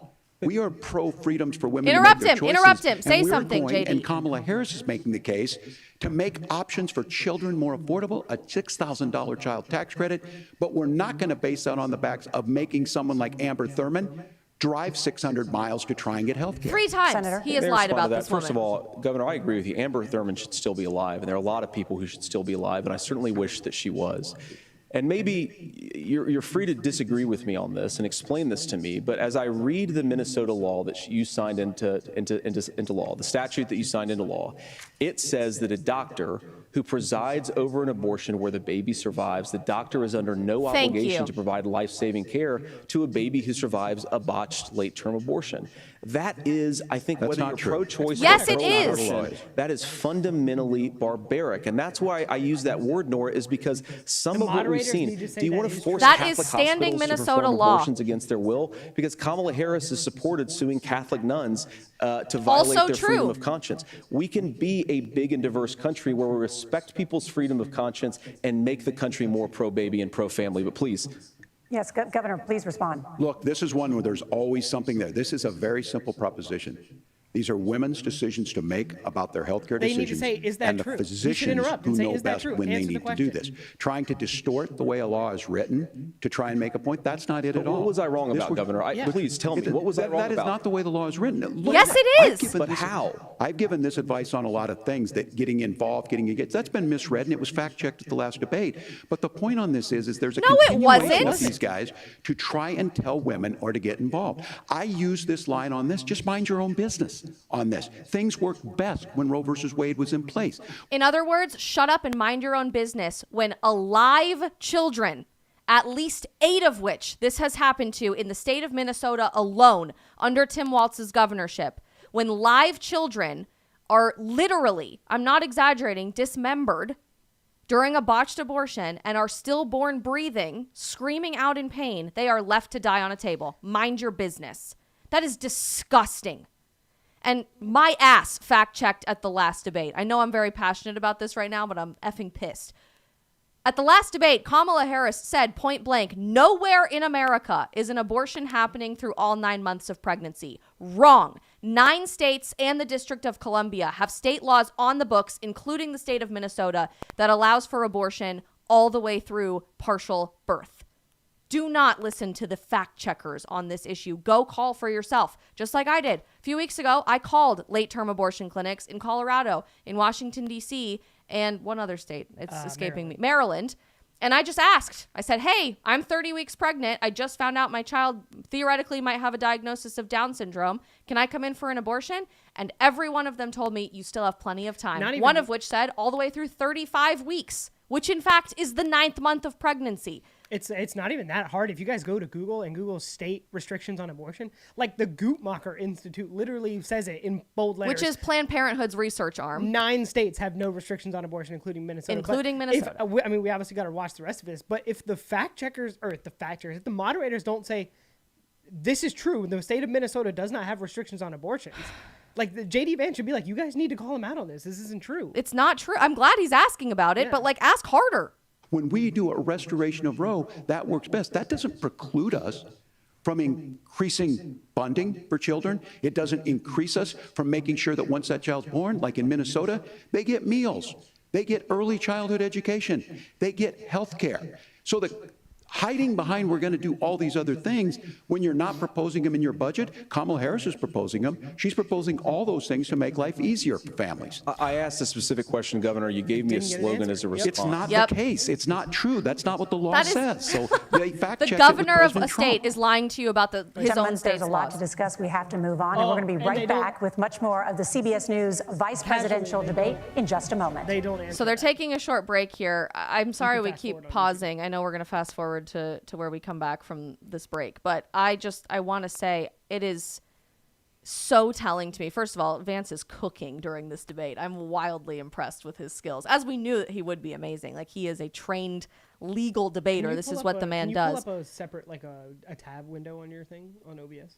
No, but okay. We'll come back to that. Anyway, we're going to come back to the debate here in just a second. I'm wildly impressed with JD Vance in general. I wish he would have gone slightly more on offense on that issue, but I think this is easily the biggest heart-wrenching issue every American is struggling with how to approach in the next 5 weeks. 5 weeks from today is Election Day, and particularly as the election is packaged towards young women, there is this idea that the only thing you are supposed to be voting for is abortion. I want you to know it is that radical, okay? They've said for the last 4 years it is that radical, that we are going to support abortion for any reason at any time or lack thereof, and we're going to be loud and proud about saying that. But somehow in the last 4 weeks, that narrative has gotten completely squashed by the mainstream media.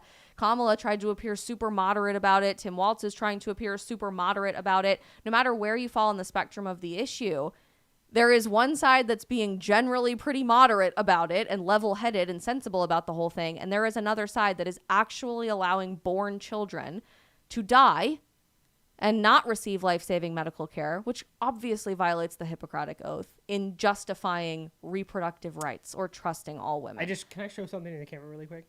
If you guys go to Google, the second link, it might not. Yeah, there you go. Is the Guttmacher Institute, and right here. No, you're not gonna. It's autofocus. It's okay. It's autofocus, whatever. This paragraph right down here says 9 states, including the District of Columbia, do not have restrictions on abortion. If you scroll down, there's a chart of all the states, and guess which state? Right under the no ban or gestational limit is Minnesota. So this is real. We're not making this up. We're not just randomly coming up with alternative facts. Fact check this stuff for yourself, because they're not going to. What a piece of shit. And you know what? Welcome back to the CBS News vice presidential debate. We want to turn now to America's gun violence epidemic. The leading cause of death for children and teens in America is by firearms. Actually, it's Vance, abortion, by the way, for you oppose most children. gun legislation that Democrats claim would curb gun violence. You oppose red flag gun laws and legislation to ban certain semi-automatic rifles, including AR-15s. So let me ask you, earlier this year, for the first time, the parents of a school shooter were convicted of involuntary manslaughter and sentenced to 10 years in prison. Good. As they should have been. Do you think holding parents responsible could curb mass shootings? I'll give you 2 minutes. Yeah, well, Nora, on that particular case, I don't know the full details, but I certainly trust local law enforcement and local authorities to make those decisions. I think in some cases the answer is going to be yes, and in some cases the answer is going to be no.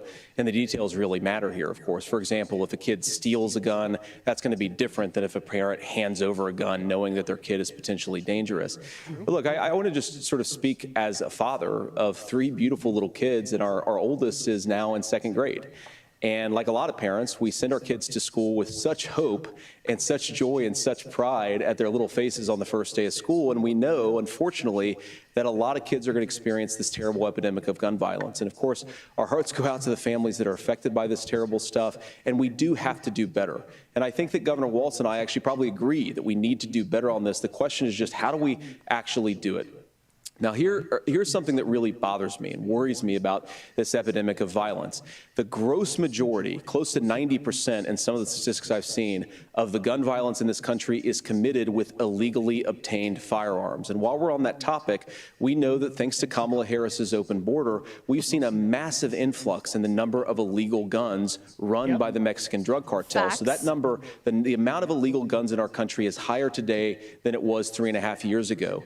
But what do we do about the schools? What do we do to protect our kids? And I think the answer is, and I say this not loving the answer, because I don't want my kids to go to school in a school that feels unsafe or where there are visible signs of security.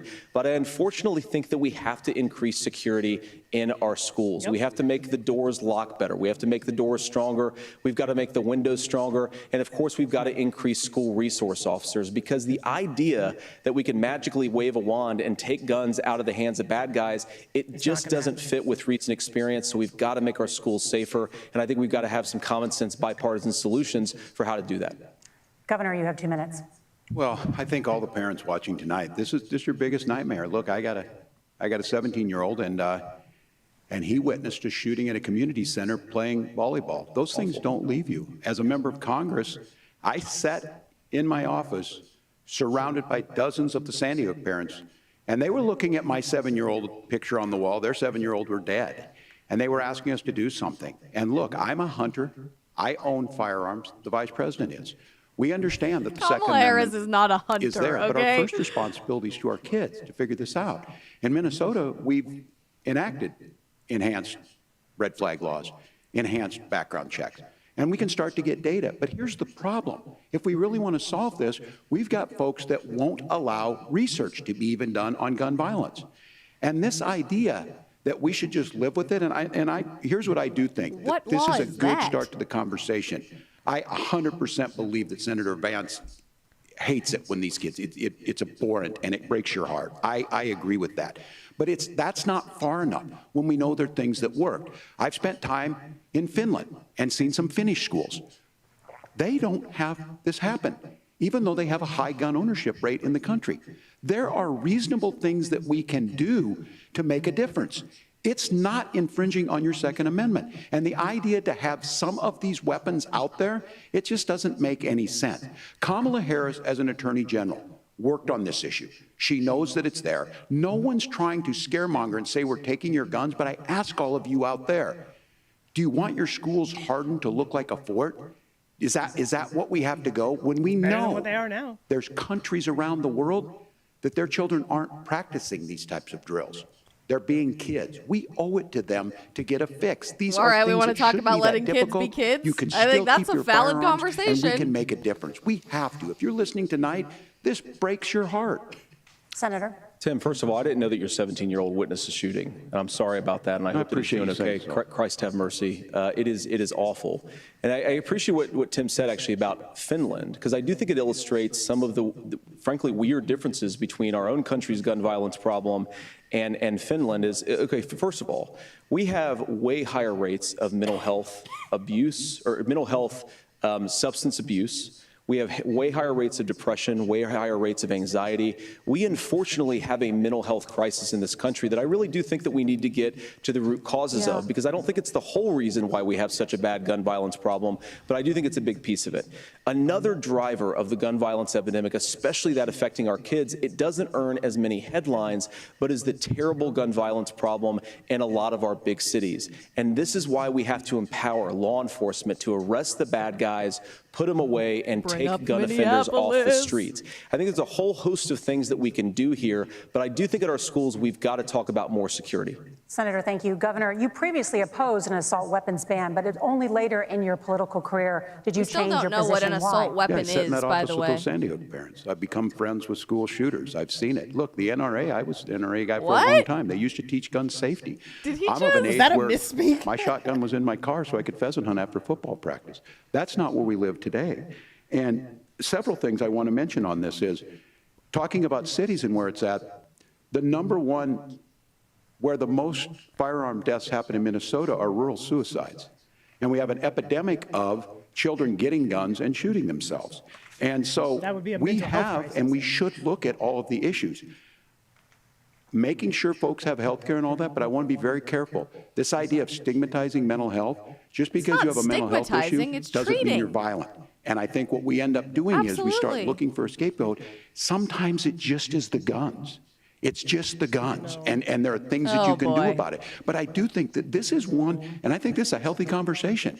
I think there's a capacity to find solutions on this that work, protect Second Amendment, protect our children. That's our priority. You guys all heard Thank him you, say Margaret. friends with school Thank you, Nora. shooters, right? I'm not Let's turn now to making the that top up. contributor to inflation, the high cost of housing and rent. There's a shortage of more than 4 million homes in the United States, and that contributes to the high housing prices. Governor Walz, the Harris campaign promises a $25,000 down payment assistance for first-time home buyers gonna raise and a prices. $10,000 And tax mortgage credit. rates. They also promise to build 3 million new homes. Where are you building Who gets these those homes, homes? and Yeah. won't handing out that kind of money just drive up prices higher? No, it's not handing out. We have, first, let me say this issue of housing, and I think those of you listening on this, the problem we've had is that we've got a lot of folks that see housing as another commodity. It can be bought up, it can be shifted, it can be moved around. Those are not folks living in those houses. Those of you listening tonight, that house is a big deal. I bought and owned one house in my life. My mom still lives in the house where I was. And when I think of That's a a house, good story, I'm thinking Grandpa. of Christmas services after midnight mass where you go with your family. We need to make it more affordable. And one of the things, as I said, this program that the Vice President is pushing forward and bringing a new way of approaching this is something we're doing in Minnesota from that lead. We in the state invested in making sure our housing was the biggest investment that we'd ever made in housing. It starts to make it easier. We cut some of the red tape. Local folks, look, we can't do it at the federal level, but local folks make it easier to build those homes. And then that down payment assistance. I can tell all of you out there, one of the, certainly for me, using the GI Bill was one thing, but a veteran's home loan, the big thing about a veteran's home loan is you don't have to pay the down payment. Those are things that make it there. Now, look, you're going to pay it back, and you're going to pay your mortgage. Those are things that we know in the long run, the appreciated value, the generational wealth that's created from it. And I will give Minneapolis an example. Minneapolis is the one city where we've seen the lowest inflation rates. We've seen a 12% increase in stock because we've put some of these things in, and we're implementing a state program to make sure we give some of that down payment assistance. We get it back from people because here's what we know. People with stable housing end up with stable jobs. People with stable housing have their kids able to get to school. All of those things in the long run end up saving our money. And that's the thing that I think we should be able to find some common ground in, but we can't blame immigrants for the only reason. That's not the case that's happening in many cities. The fact of the matter is that we don't have enough naturally affordable housing, but we can make sure that the government's there to help kickstart it, create that base. Governor, your time is up. Senator Vance, as far as your campaign's position, the promise is to seize federal lands to build homes, remove regulation, provide tax breaks, and cut back on immigration, which you say pushes up prices. Where are you going to build all the new homes you're promising, and what part of any of this plan will provide immediate relief? You have 2 minutes. Well, first of all, Tim just said something that I agree with. We don't want to blame immigrants for higher housing prices, but we do want to blame Kamala Harris for letting in millions of illegal aliens into this God bless country, this man. which does drive up costs, Tim. 25 million illegal aliens competing with Americans for scarce homes is one of the most significant drivers of home prices in the country. It's why we have massive increases in home prices that have happened right alongside massive increases in illegal alien populations under Kamala Harris's leadership. Now, Tim just mentioned a bunch of ideas. Now, some of those ideas I actually think are halfway decent, and some of them I disagree with. But the most important thing here is Kamala Harris is not running as a newcomer to politics. She is the sitting vice president. If she wants to enact all of these policies to make housing more affordable, I invite her to use the office that the American people already gave her, not sit around and campaign and do nothing while Americans find the American dream of homeownership completely unaffordable. Now, you asked, Margaret, what would immediately change the equation for American citizens if you lower energy prices? As Donald Trump says, drill, baby, drill. One of the biggest drivers of housing costs, aside from illegal immigration, is, think about it. If a truck driver's paying 40% more for diesel, then the lumber he's delivering to the job site to build the house is also going to become a lot more expensive. If we open up American energy, you will get immediate pricing relief for American citizens, not, by the way, just in housing, but in a whole host of other economic goods, too. Yeah. Senator Vance, you still have 23 seconds there. Do you want to answer? Can I have it? Where, Governor, we will get to you in a moment. But, Senator, where are you going to seize the federal lands? Can you clarify? Well, what Donald Trump has said is we have a lot of federal lands that aren't being used for anything. They're not being used for national park. They're not being used, and they could be places where we build a lot of housing. And I do think that we should be opening up building in this country. We have a lot of land that could be used. We have a lot of Americans that need homes. We should be kicking out illegal immigrants who are competing for those homes, and we should be building more homes for the American citizens who deserve to be here. Senator, your time is up. Governor, I do want to let you respond to the allegation that the vice president is letting in Well, of course, that's not true. And again, you have have the facts. I guess we agreed not to fact check. I'll check it. That, look, crossings are down compared to when Donald Trump left office. But it's, again, blaming and not trying to find the solution. I was going to ask, though, on this question, are we going to drill and build houses in the same federal land? And I think when people hear federal lands, these are really important pieces of land. Now, Minnesota doesn't have a lot of federal lands. I know in the western part of the countries we do. There's not a lot of federal lands in and around Minneapolis, for example. So the issue is I don't understand the federal lands issue unless we see this, and I worry about this as someone who cares deeply about our national parks and our federal lands. Look, Minnesota, the national park system is this much of federal public lands, you guys. Water. These lands protect. They're there for a reason. They belong to all of us. But again, this is when you view housing and you view these things as commodities. Like, there's a chance to make money here. Let's take this federal land and let's sell it to people for that. I think there's better ways to do this. We've seen it in Minnesota. We're able to refurbish some of these houses. We're able to make some investments. That gets people in. And I'm still on the fact on this. Economists, Senator Vance, you said you don't like the economists. Which economists are saying that it is immigrants that's adding to the cost? Governor, your time is up. But Senator, on that point, I'd like for you to clarify. There are many contributing factors to high housing costs. What evidence do you have that migrants are part of this problem? Well, there's a Federal Reserve study that we're happy to share after the debate. We'll put it up on social media, actually, that really drills down on the connection between increased levels of migration, especially illegal immigration, and higher housing prices. Now, of course, Margaret, that's not the entire driver of higher housing prices. It's also the regulatory regime of Kamala Harris. Look, we are a country of builders. We're a country of doers. We're a country of explorers.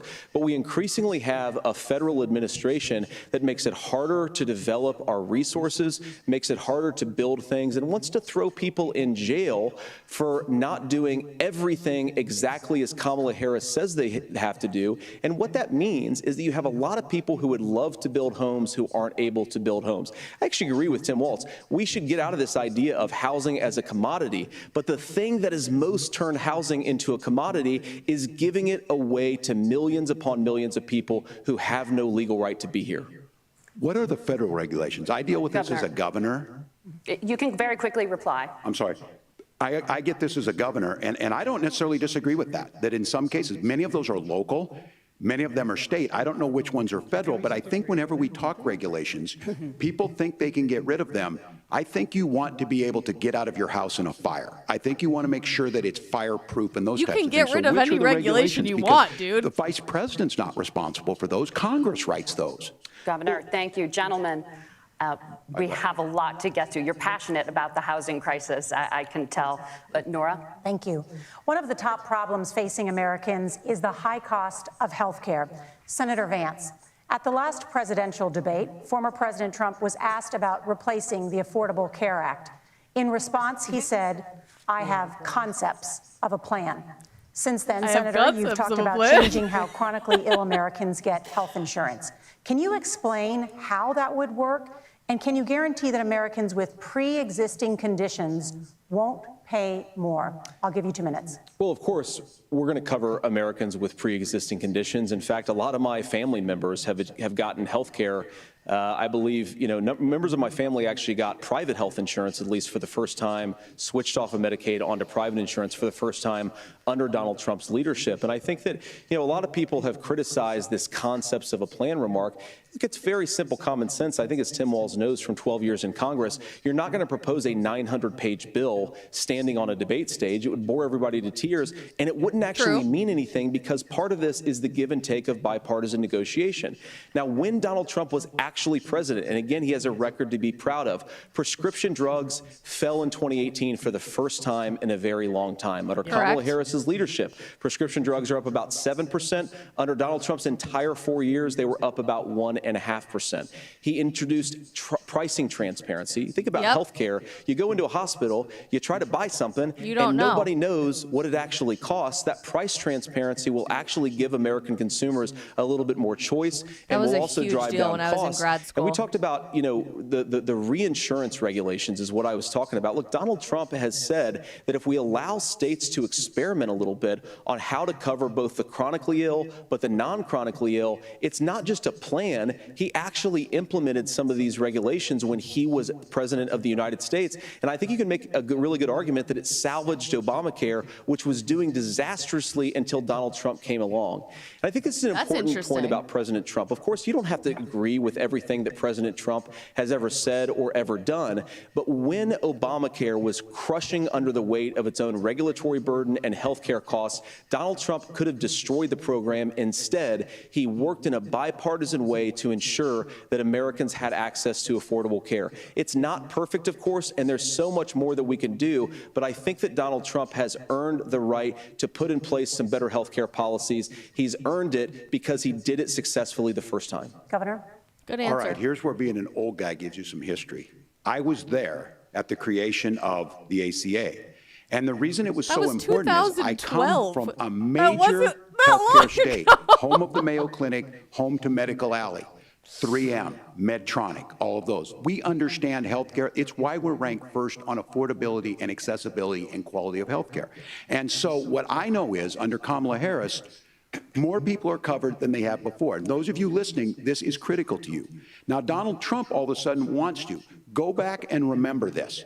He ran on the first thing he was going to do on day one was to repeal Obamacare.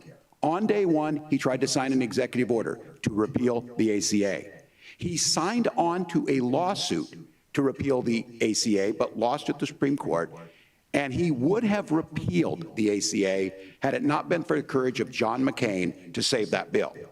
Now, fast forward, what that means to you is you lose your pre-existing conditions. If you're sitting at home and you got asthma, too bad. If you're a woman, probably not. Broke your foot during football, might kick you out. Your kids get kicked out when they're 26. A woman is Kamala a Harris negotiated condition? drug prices for the first time with Medicare. We have 10 drugs that will come online, the most common ones that'll be there. But look, this issue, and when Donald Trump said, I've got a concept of a plan, it cracked me up as a fourth grade teacher because my kids would have never given me that. But what Senator Vance just explained might be worse than a concept, because what he explained is pre-Obamacare. And I'll make this as simple as possible because I have done this for a long time. What they're saying is, if you're healthy, why should you be paying more? So what they're going to do is let insurance companies pick who they insure, because guess what happens? You pay your premium, it's not much. They figure they're not going to have to pay out to you. But those of you a little older, gray, got cancer, you're going to get kicked out of it. That's why the system didn't work. Kamala Harris will protect and enhance the ACA. Governor, thank you. Senator, you have not yet explained how you would protect people with pre-existing conditions or laid out that plan. Well, look, we currently have laws and regulations in place It is right now that illegal protect people to with deny pre-existing care. conditions. We want to keep those regulations in place, but we also want to make the health insurance marketplace function a little bit better. Now, what Governor Walz just said is actually not true. A lot of what happened and the reason that Obamacare was crushing under its own weight is that a lot of young and healthy people were leaving the exchanges. Donald Trump actually helped address that problem, and he did so in a way that preserved people's access to coverage who had pre-existing conditions. But again, something that these guys do is they make a lot of claims about if Donald Trump becomes president, all of these terrible consequences are going to ensue. But in reality, Donald Trump was president, inflation was low, take-home pay was higher, and he saved the very program from a Democratic administration that was collapsing and would have collapsed absent his leadership. He did his job, which is govern in a bipartisan way and get results, not just complain about problems, but actually solve them. Governor, did enrollment under the Affordable Care Act go up under the Trump administration? It's higher now that we've seen it go up. Look, people are using it. The system works. And the question about this of young people or whatever, that's the individual mandate piece of this. And Republicans fought tooth and nail saying, well, Americans should be free to do this. Well, then what happens is... So you think the individual mandate's a good idea? I think the idea of making sure the risk pool is broad enough to cover everyone, that's the only way insurance works. When it doesn't, it collapses. You are asking pre-ACA where we get people out. Look, people know that they need to be on health care. People expect it to be there. And when we are able to make it, and we are making it this way, when we incentivize people to be in the market, when we help people who might not be able to afford it get there, and we make sure then when you get sick and old, it's there for you. Because I heard people say, well, I don't want to buy into Medicare or whatever. Good luck buying health care once you get past 70. So look, the ACA works. We can continue to do better. Kamala Harris did that. The way she made everything better was negotiating those 10 drugs on Medicare for the first time in American history. Not true. Margaret, can I address that? I apologize. We're out of time. We have a number of subjects to discuss. Margaret? Let's talk about families in America. There is a child care crisis in this country, and the United States is one of the very few developed countries in the world without a national paid leave program for new parents. Governor Walz, you said that if Democrats win both the White House and Congress, this is a day one priority for you. How long should employers be required to pay workers while they are home taking care of their newborns? And should be a bipartisan issue. Yeah, well, that's negotiable, and that's what Congress works. But here's what the deal is. Americans sitting out there right now, you may work for a big company. Look, we're home in Minnesota to some of the largest Fortune 500 companies. Kamala Harris knows that in California. I just want everybody to realize, and I know we paused it in the middle of him speaking. Funny picture, by the way, that we stopped it on. This man, the entire debate, is just, and I know he has to because that's where he's the governor and all this kind of crap. Everything harps back to Minnesota. As J.D. Vance said, everybody practice some common sense. Do you want your country to look more like Minnesota? Yeah. If the answer is yes, then vote Kamala Harris. If you have any common sense, you should not vote for Kamala Harris because I don't want my state or my country to look like the shithole that is Minnesota. I am excited to see how they answer this question because, frankly, I'm sick and tired of hearing people say Republicans hate paid family leave. Republicans in Congress have put together bipartisan bills for paid family leave more times than I can possibly remember. The Trump administration was very excited about exploring that opportunity.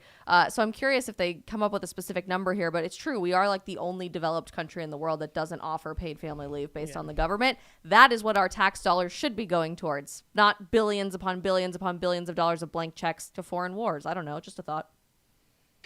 Those companies provide paid family medical leave. One is, I think they're moral and they think it's a good thing, but it also keeps their employees healthy. We in Minnesota passed a paid family medical leave. You have a child, and I had to go back to work 5 days after my kids were born. This allows you to stay home a certain amount of time. What we know is that gets the child off to a better start, the family works better, we stay in their employers, we get more consistency in that. So Kamala Harris has made it a priority. We implemented it in Minnesota and we see growth. That's how you become but the question was how a long, pro-business state. But the negotiations on it, and here's the issue. Those big companies are able to offer it. Those of you out there who don't have it, just imagine what happens if you get cancer. or your child gets sick, we know what happens.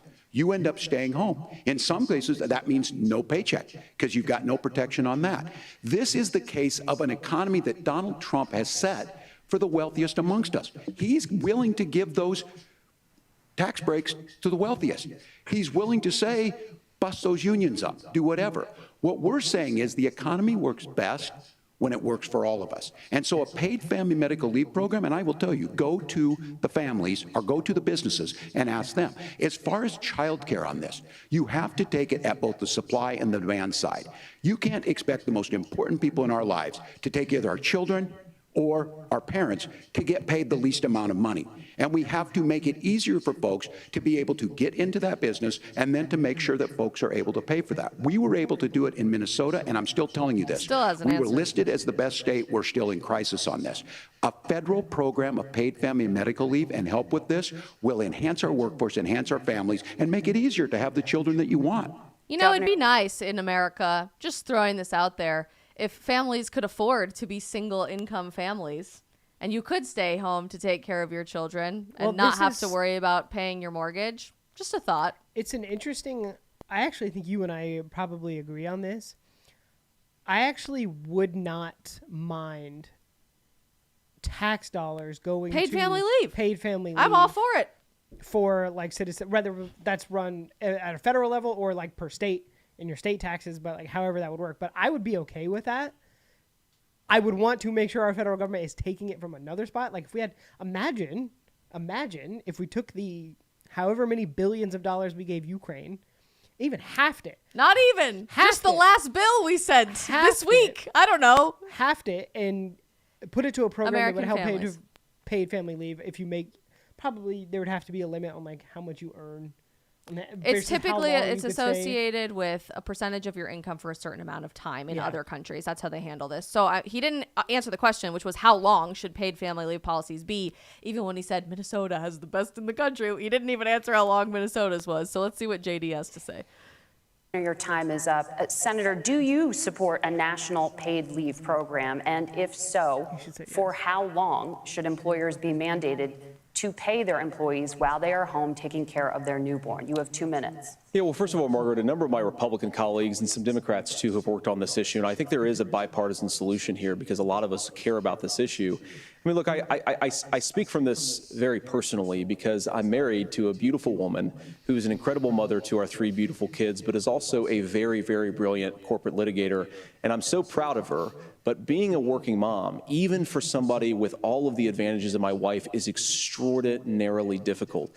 And it's not just difficult from a policy perspective. She actually had access to paid family leave because she worked for a bigger company. But the cultural pressure on young families and especially young women, I think makes it really hard for people to choose the family model they want. A lot of young women would like to go back to work immediately. Some would like to spend a little time home with the kids. Some would like to spend longer at home with the kids. We should have a family care model that makes choice possible. And I think this is a very important substantive difference between Donald Trump and Kamala Harris's approach.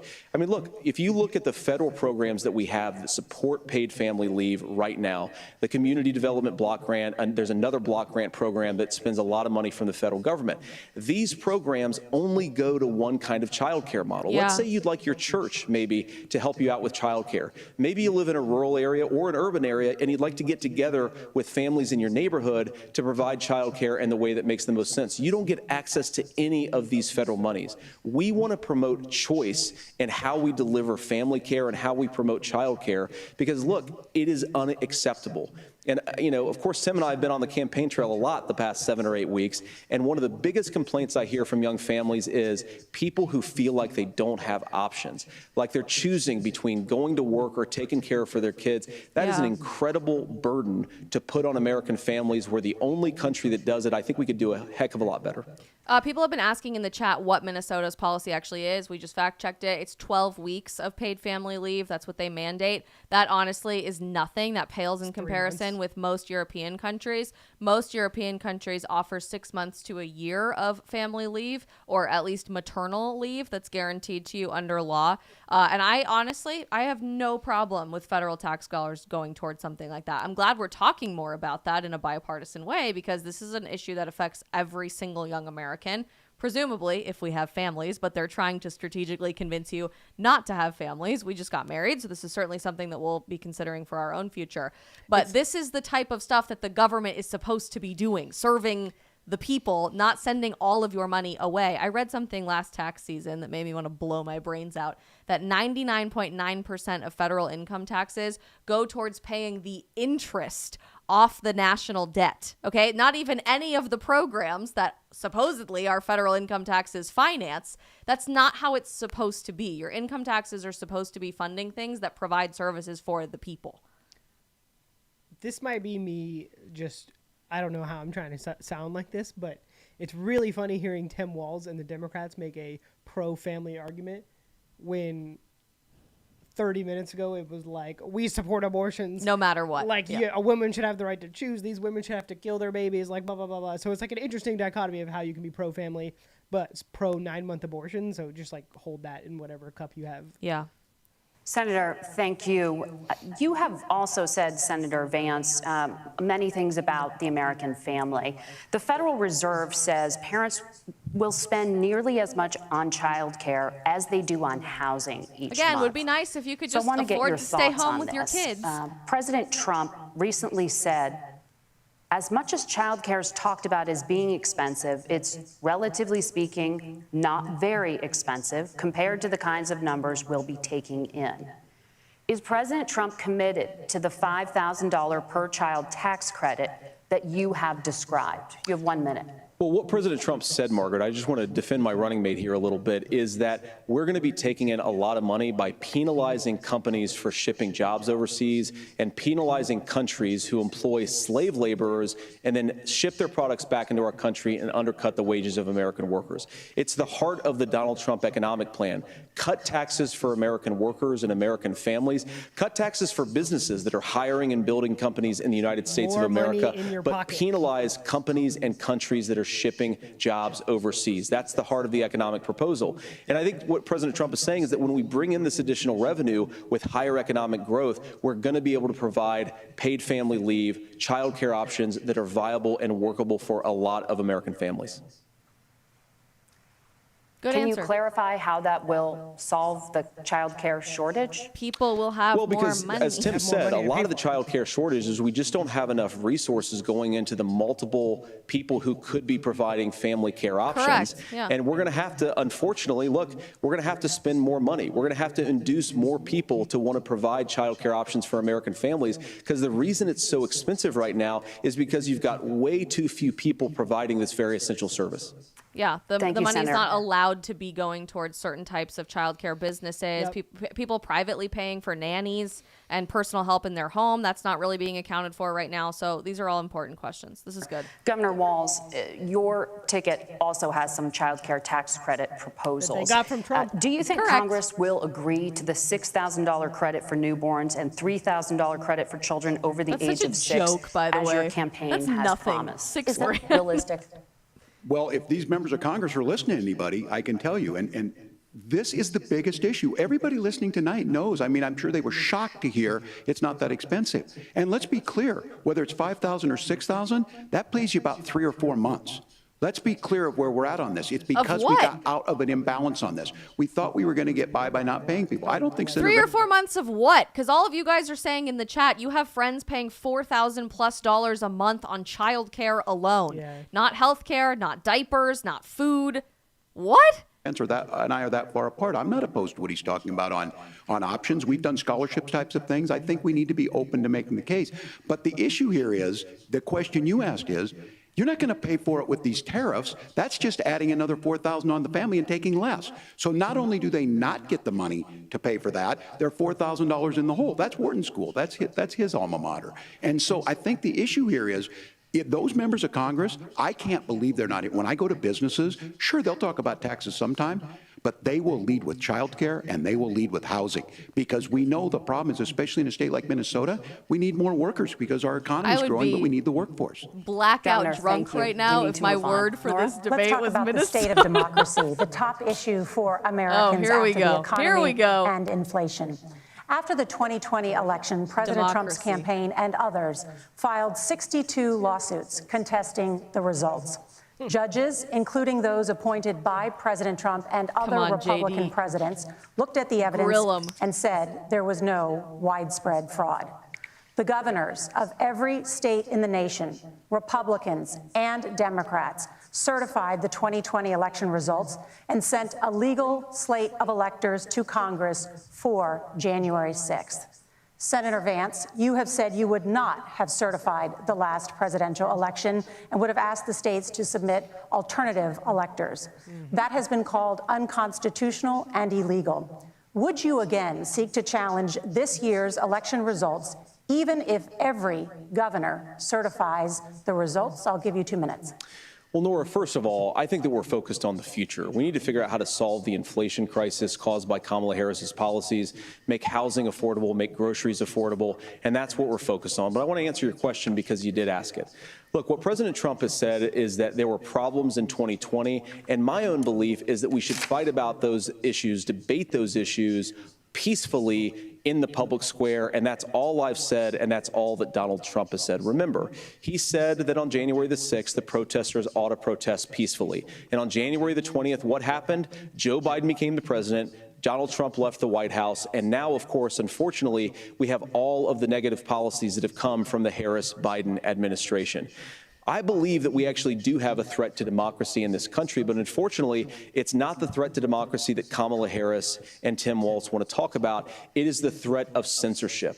It's Americans casting aside lifelong friendships because of disagreements over politics. It's big technology companies silencing their fellow citizens. And it's Kamala Harris saying that rather than debate and persuade her fellow Americans, she'd like to censor people who engage in misinformation. I think that is a much bigger threat to democracy than anything that we've seen in this country in the last 4 years, in the last 40 years. Now, I'm really proud, especially given that I was raised by two lifelong blue-collar Democrats, to have the endorsement of Bobby Kennedy Jr. and Tulsi Gabbard, lifelong leaders in the Democratic coalition. And of course, they don't agree with me and Donald Trump on every issue. We don't have to agree on every issue, but we're united behind a basic American First Amendment principle that we ought to debate our differences. We ought to argue about them. We ought to try to persuade our fellow Americans. Kamala Harris is engaged in censorship at an industrial scale. She did it during COVID. She's done it over a number of other issues. And that, to me, is a much bigger threat to democracy than what Donald Trump said when he said that protesters should peacefully protest on January the 6th. Governor? And if you guys watched the show earlier today, you will recall, as I said over and over and over again, censorship, the First Amendment, freedom of expression, and the Constitution. That is what this election is all about. Don't even listen to any of the other noise, because that is the crux of the argument. I'm so glad he brought it back around to that. Well, I've enjoyed tonight's debate, and I think there was a lot of commonality here, and I'm sympathetic to misspeaking on things, and I think I might have with the senator. Me too, man. There's one though that this one is troubling to me, and I say that because I think we need to tell the story. Donald Trump refused to acknowledge this, and the fact is that I don't think we can be the frog in the pot and let the boiling water go up. He was very clear. I mean, he lost this election, and he said he did. 140 police officers were beaten at the Capitol that day, some with the American flag, several later died. And it wasn't just in there. In Minnesota, a group gathered on the state Capitol grounds in St. Paul and said, we're marching to the governor's residence and there may be casualties. The only person there was my son and his dog, who was rushed out crying by state police. That issue, and Mike Pence standing there as they were chanting, hang Mike Pence. Mike Pence made the right decision. So, Senator, it was adjudicated over and over and over. I worked with kids long enough to know, and I said as a football coach, sometimes you really want to win, but the democracy is bigger than winning an election. You shake hands, and then you try and do everything you can to help the other side win. That's what was at stake here. Now, the thing I'm most concerned about is the idea that imprisoning your political opponents, already laying the groundwork for people not accepting this. And a president's words matter. That's what they're trying to do to Trump. Matter. People hear that. They already did imprison their political opponents. This issue of settling our differences at the ballot box, shaking hands when we lose, being honest about it, but to deny what happened on January 6th, the first time in American history that a president or anyone tried to overturn a fair election and the peaceful transfer of power. And here we are 4 years later. What in happened the same on January 20th? I will tell you this. There that was when a this is peaceful over, transition we of need power. to shake hands this election, and the winner needs to be the winner. This has got You to guys are stop. the ones It's tearing our calling country Trump apart. Hitler. Margaret? Senator Vance, did you want to respond to that? Yes, he Yeah, well, should. look, Tim, first of all, it's really rich for Democratic leaders to say that Donald Trump is a unique threat to democracy when he peacefully gave Yeah. over power on Yeah. January the 20th, as we have done for 250 years in this country. We are going to shake hands after this debate and after this election. And of course, I hope that we win, and I think we're going to win. But if Tim Walz is the next vice president, he'll have my prayers, he'll have my best wishes, and he'll have my help whenever he wants it. But we have to remember that for years in this country, Democrats protested the results of elections. Hillary Clinton in 2016 Correct. said that Donald Trump had the election stolen Yep. by Vladimir Putin because the Russians bought like $500,000 Look at worth of Tim's Facebook face. ads. This has been going on for a long time. And if we want to say that we need to respect the results of the election, I'm on board. But if we want to say, as Tim Walz is saying, that this is just a problem that Republicans have had, I don't buy that. Governor. January 6th was not Facebook ads. And I think a revisionist history on this. Look, I don't understand how we got to this point. But the issue was that happened. Donald Trump can do it. And all of us say there's no place for this. It has massive repercussions. This idea that there's censorship to stop people from threatening to kill someone, threatening to do something, that's not censorship. Censorship is book banning. We've seen that. We've seen that brought up. I just think for everyone tonight, and I'm going to. He needs to bring up thank everything we Senator talked Vance. about on the show today. I think this John is the Kerry, conversation Hillary they want to Clinton, hear. Bill Gates, and everyone. I think there's a lot of agreement. This is one that we are miles apart on. This was a threat to our democracy in a way that we had not seen. And it manifested itself because of Donald Trump's inability to say. He is still saying he didn't lose the election. I would just ask that. Did he lose the 2020 election? Tim, I'm focused on the future. Did Kamala Harris censor Americans from speaking their mind in the wake of the 2020 COVID situation? Yes, That is Mark a damning- Zuckerberg that is a has said damning so. non-answer. Has she? It's a damning non-answer for you to not talk about censorship. Obviously, Correct. Donald Trump and I think that there were problems in 2020. We've talked about it. I'm happy to talk about it further. But you guys attack us for not believing in democracy. The most sacred right under the United States democracy is the First Amendment. You yourself have said there's no First Amendment right to misinformation. Kamala Yep. Harris wants to use the threatening or power hate of speech. government and Hate big speech. tech to silence people from speaking He their just minds. said it. That is a threat Keep to democracy going. that will long outlive this present political moment. I would like Democrats and Republicans to both reject censorship. Let's persuade one another. Let's argue about ideas, and then let's come together afterwards. There's no such Can't thing yell as hate fire in a speech. crowded theater. That's the test. That's the Supreme Court test. Tim, That's not fire in a hate crowded speech. theater. You guys wanted to kick people off of Facebook for saying that toddlers shouldn't Senator, wear the masks. governor does That's have the not floor. Fire in a crowded theater. That is criticizing the policies of the government, which is the right of every American. Senator, Correct. the governor does have the floor for Absolutely. 1 minute to Please. respond Way to to go, you. JD. Well, I don't run Facebook. What I do know is I see a candidate out there who refused, and now again, and this I'm pretty shocked by this. He lost the election. This is not a debate. It's not anything. Which is why he anywhere left other office, than dude. in Move on. Donald Trump's world. Because look, when Mike Pence made that decision to certify that election, that's why Mike Pence isn't on this stage. What I'm concerned about is where is the firewall with Donald Trump? Where is the firewall if he knows he could do anything, including taking an election? He's not and the his vice CEO of president's not gonna Facebook, stand but to it. he That's is what the we're running mate asking of you, someone who America. called Will you Facebook and stand said up? censor this, Will and you he needs keep to your answer oath for of that. office, even if the president doesn't? And I think Kamala Harris would agree. She wouldn't have picked me if she didn't think I would do that, because of course that's what we would do. So America, I think you've got a really clear choice on this election. Of Amen, who's going to dude. honor that democracy and who's going to honor Donald Trump. Governor, your time is up. Thank you, gentlemen. We will be right back with Woo! both of our Fast candidates. forward, The fast CBS Holy cow, this is getting good. Here we go. Welcome back to the CBS News Vice Presidential Debate. It is now time for the closing statement. Senator Vance won the virtual coin toss and elected to go last. So, Good Governor man. Walz, you As are you should. first. You have 2 minutes. Well, thank you, Senator Vance. Thank you to CBS News. And most importantly, thank you to all of you. If you're still up and the folks who miss Dancing with Our Stars, I appreciate it. But look, the support of the democracy matters. It matters that you're here. And I'm as surprised as anybody of this coalition that Kamala Harris has built, from Bernie Sanders to Dick Cheney to Taylor Swift, and a whole bunch of folks in between there.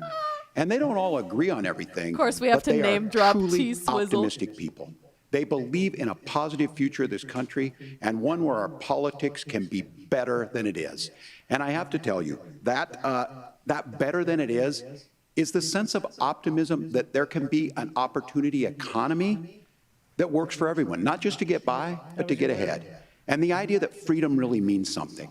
Not the freedom of government to be in your bedroom or exam room, but the freedom for you to make choices about yourself.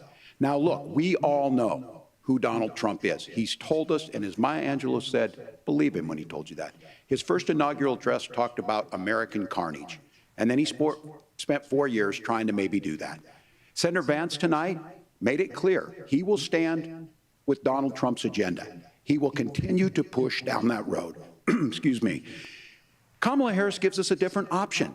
Now, I'll have to tell you, I'm going to be careful about the quotes, but there's one that Senator Vance said that does resonate with me. He said, Donald Trump makes the people I care about afraid. A lot of America feels that way. We don't need to be afraid. Franklin Roosevelt was right. All we have to fear is fear itself. Kamala Harris is bringing us a new way forward. She's bringing us a politics of joy. She's bringing real solutions for the middle class, and she's centering you at the heart of that. All the while asking everyone, join this movement, make your voices heard. Let's look for a new day where everybody gets that opportunity and everybody gets a chance to thrive. I humbly ask for your vote on November 5th for Kamala Harris. Governor Walz, thank you. Senator Vance, finish him, JD. Well, I want to thank Governor Walz, you folks at CBS, and of course the American people for tuning in this evening. And one of the issues we didn't talk about was energy. And I remember when I was being raised by my grandmother, when she didn't have enough money to turn on the heat some nights because Ohio gets pretty cold at night and because money was often very tight. And I believe, as a person who wants to be your next vice president, that we are a rich and prosperous enough country where every American, whether they're rich or poor, ought to be able to turn on their heat in the middle of a cold winter night. That's gotten more difficult thanks to Kamala Harris's energy policies. I believe that whether you're rich or poor, you ought to be able to afford a nice meal for your family. That's gotten harder because of Kamala Harris's policies.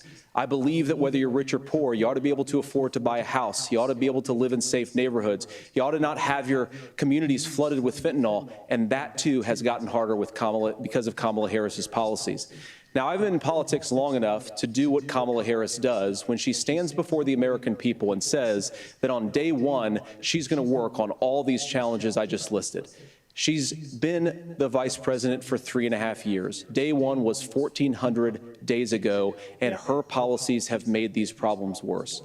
Now, I believe that we have the most beautiful country in the world. I meet people on the campaign trail who can't afford food, but have the grace and generosity to ask me how I'm doing and to tell me they're praying for my family. What that has taught me is that we have the greatest country, the most beautiful country, the most incredible people anywhere in the world.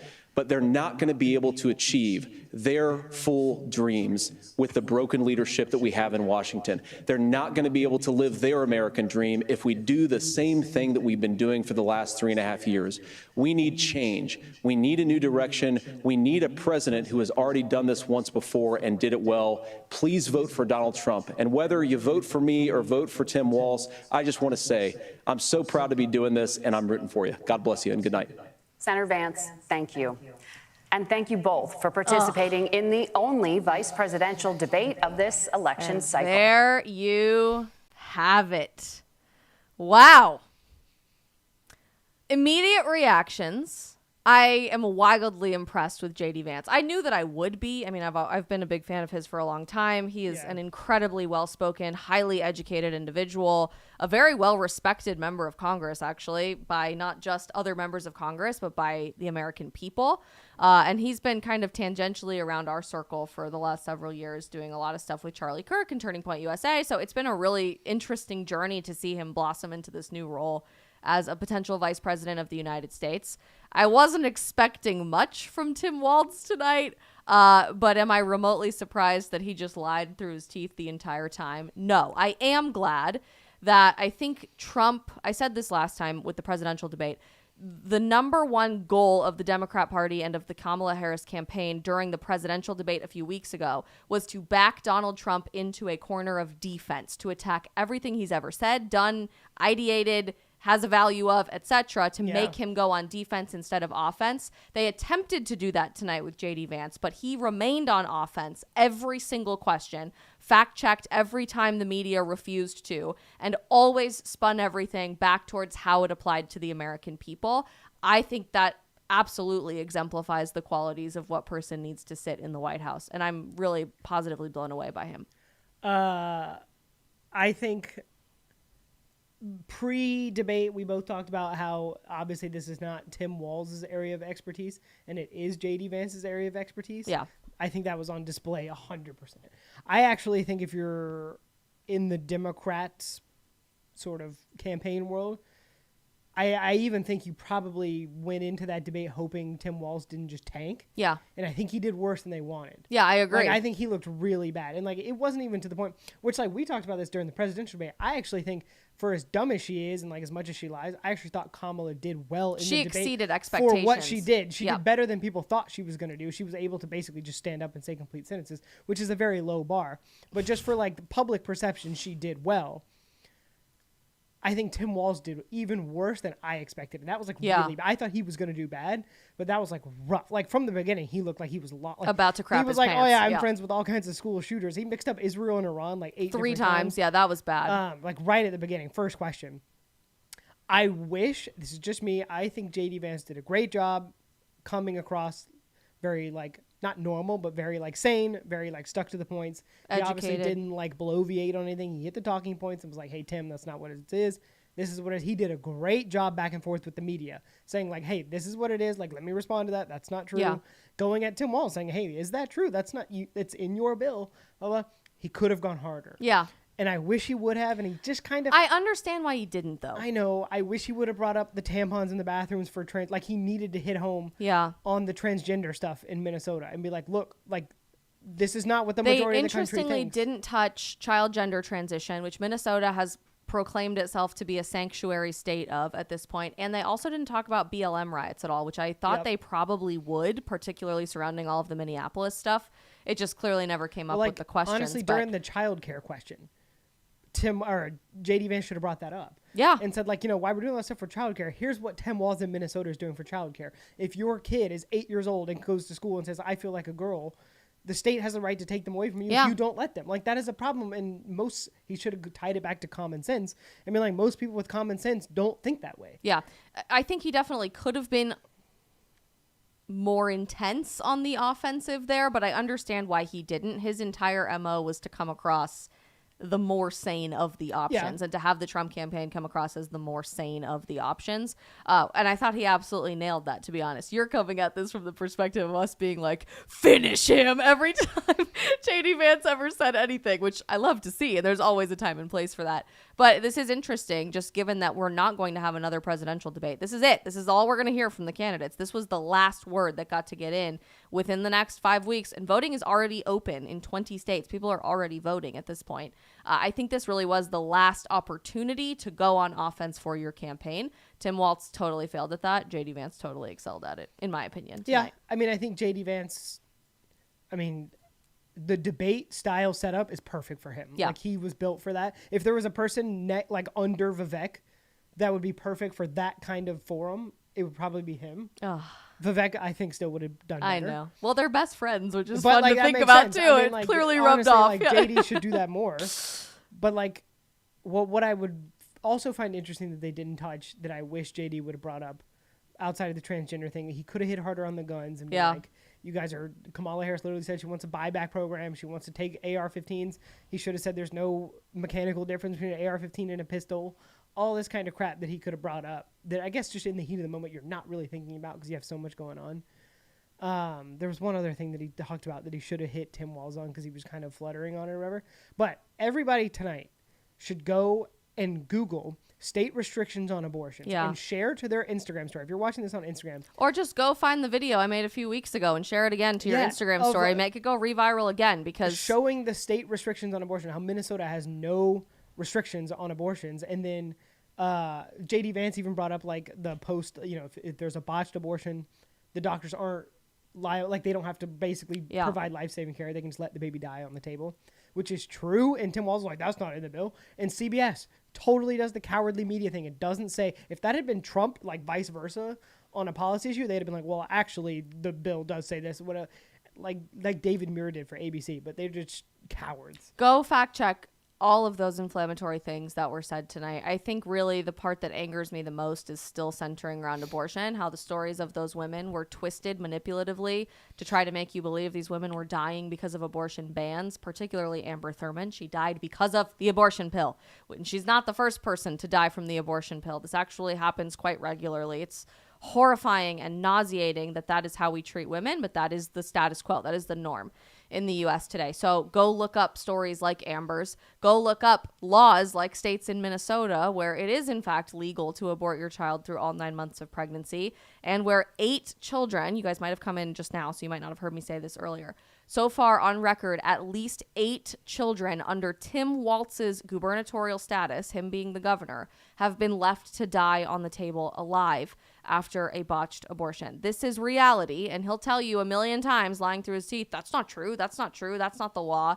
It quite literally is. And if he's overseeing that and still willing to lie to you, saying that's not the law, imagine how much worse it will be at the federal level, where they'll tell you, we're not going to do any of those things. And in fact, they are. It is an extremist agenda that the average American is wildly opposed to. 9 out of 10 voters under the age of 45 support some restrictions, at the very least, on abortion. We are morally uncomfortable with this idea of anything goes because we see where it leads, and Minnesota is the primary example of that. JD Vance gave a great answer when they were like, oh, in the past, you said you would do a 15-week abortion ban. And he said, well, that's not really an abortion ban. That's a restriction on when you can do it. And then he turned that back on the Democrats, saying, compared to their radical stance, 15-week isn't so radical, like when you think about abortion policy. If you find it interesting, if you are a pro-Second Amendment person, go back and watch Tim Walz's answer on guns. The bro danced around the question on would they ban guns, what would they do to protect. JD Vance was like school security. I don't necessarily love that answer, what he said. He said that, not me saying that. But he was like, I don't love the answer, but that's what we got to do is protect our schools because we have so many illegal weapons. Like, you're not just going to take guns away from people. And if you do take people's guns away, it's just going to be in the hands of good guys. Tim Walz was like, oh, like we have a gun problem. Look at Finland. They don't have a gun problem. What's the problem here? Basically tying to the fact that there's a mental health problem. They're just afraid to say it. Yeah. But he doesn't want it. It's convenient. They don't want to get up there and say, yeah, we're going to take your guns away, because that would be viewed as radical. So they conveniently don't say it on the debate stage. I guarantee you at the next rally, go watch Kamala Harris, Tim Walz rallies. They're both going to get up there and say, well, what was it? 2 days after the presidential debate, Kamala Harris said to the media, buybacks, we're going to do a buyback program. So, like, don't buy that BS one bit. Like, they're going to walk back on that and be like, yeah, we're going to take your gun. They just won't say it on the stage. Take the time to fact check these people, because we know the mainstream media, that's basically just government-sponsored propaganda at this point, sure as hell isn't going to. Thank you guys for watching live with us for tonight's vice presidential debate. We are exactly 5 weeks out from the presidential election, and it is not too late to register to vote. Less than half of people age 18 to 24 in America are registered to vote. If any of this was interesting to you or moved you in some way or wants to spur you into action, you can be a part of the solution. So please take the time to register and vote, preferably on election day, which we can talk about any other time. But we can't wait to see all of us continue to band together and make a difference in this country. I will say I feel better about the election than I have in a long time after that debate. I don't know how many people watch it. Historically, the vice presidential debate is not very highly watched, especially compared to the last several presidential debates that shattered a lot of records. But I do think there is an opportunity here for people to find the truth for themselves. And if you watched the show earlier today during our normal streaming time, you'll know that the impetus on that has never been stronger, because we are running out of time to fact check these people for ourselves. The censorship JD Vance mentioned there at the end is very, very real. And the threat for that is no longer just a threat. It will become reality in just about 5 weeks' time if we aren't careful about fighting for it now. So, truth seekers, keep seeking the truth, keep courageously sharing it with the world, and we will be back for the show next time on The Isabel Brown Show. Love you guys.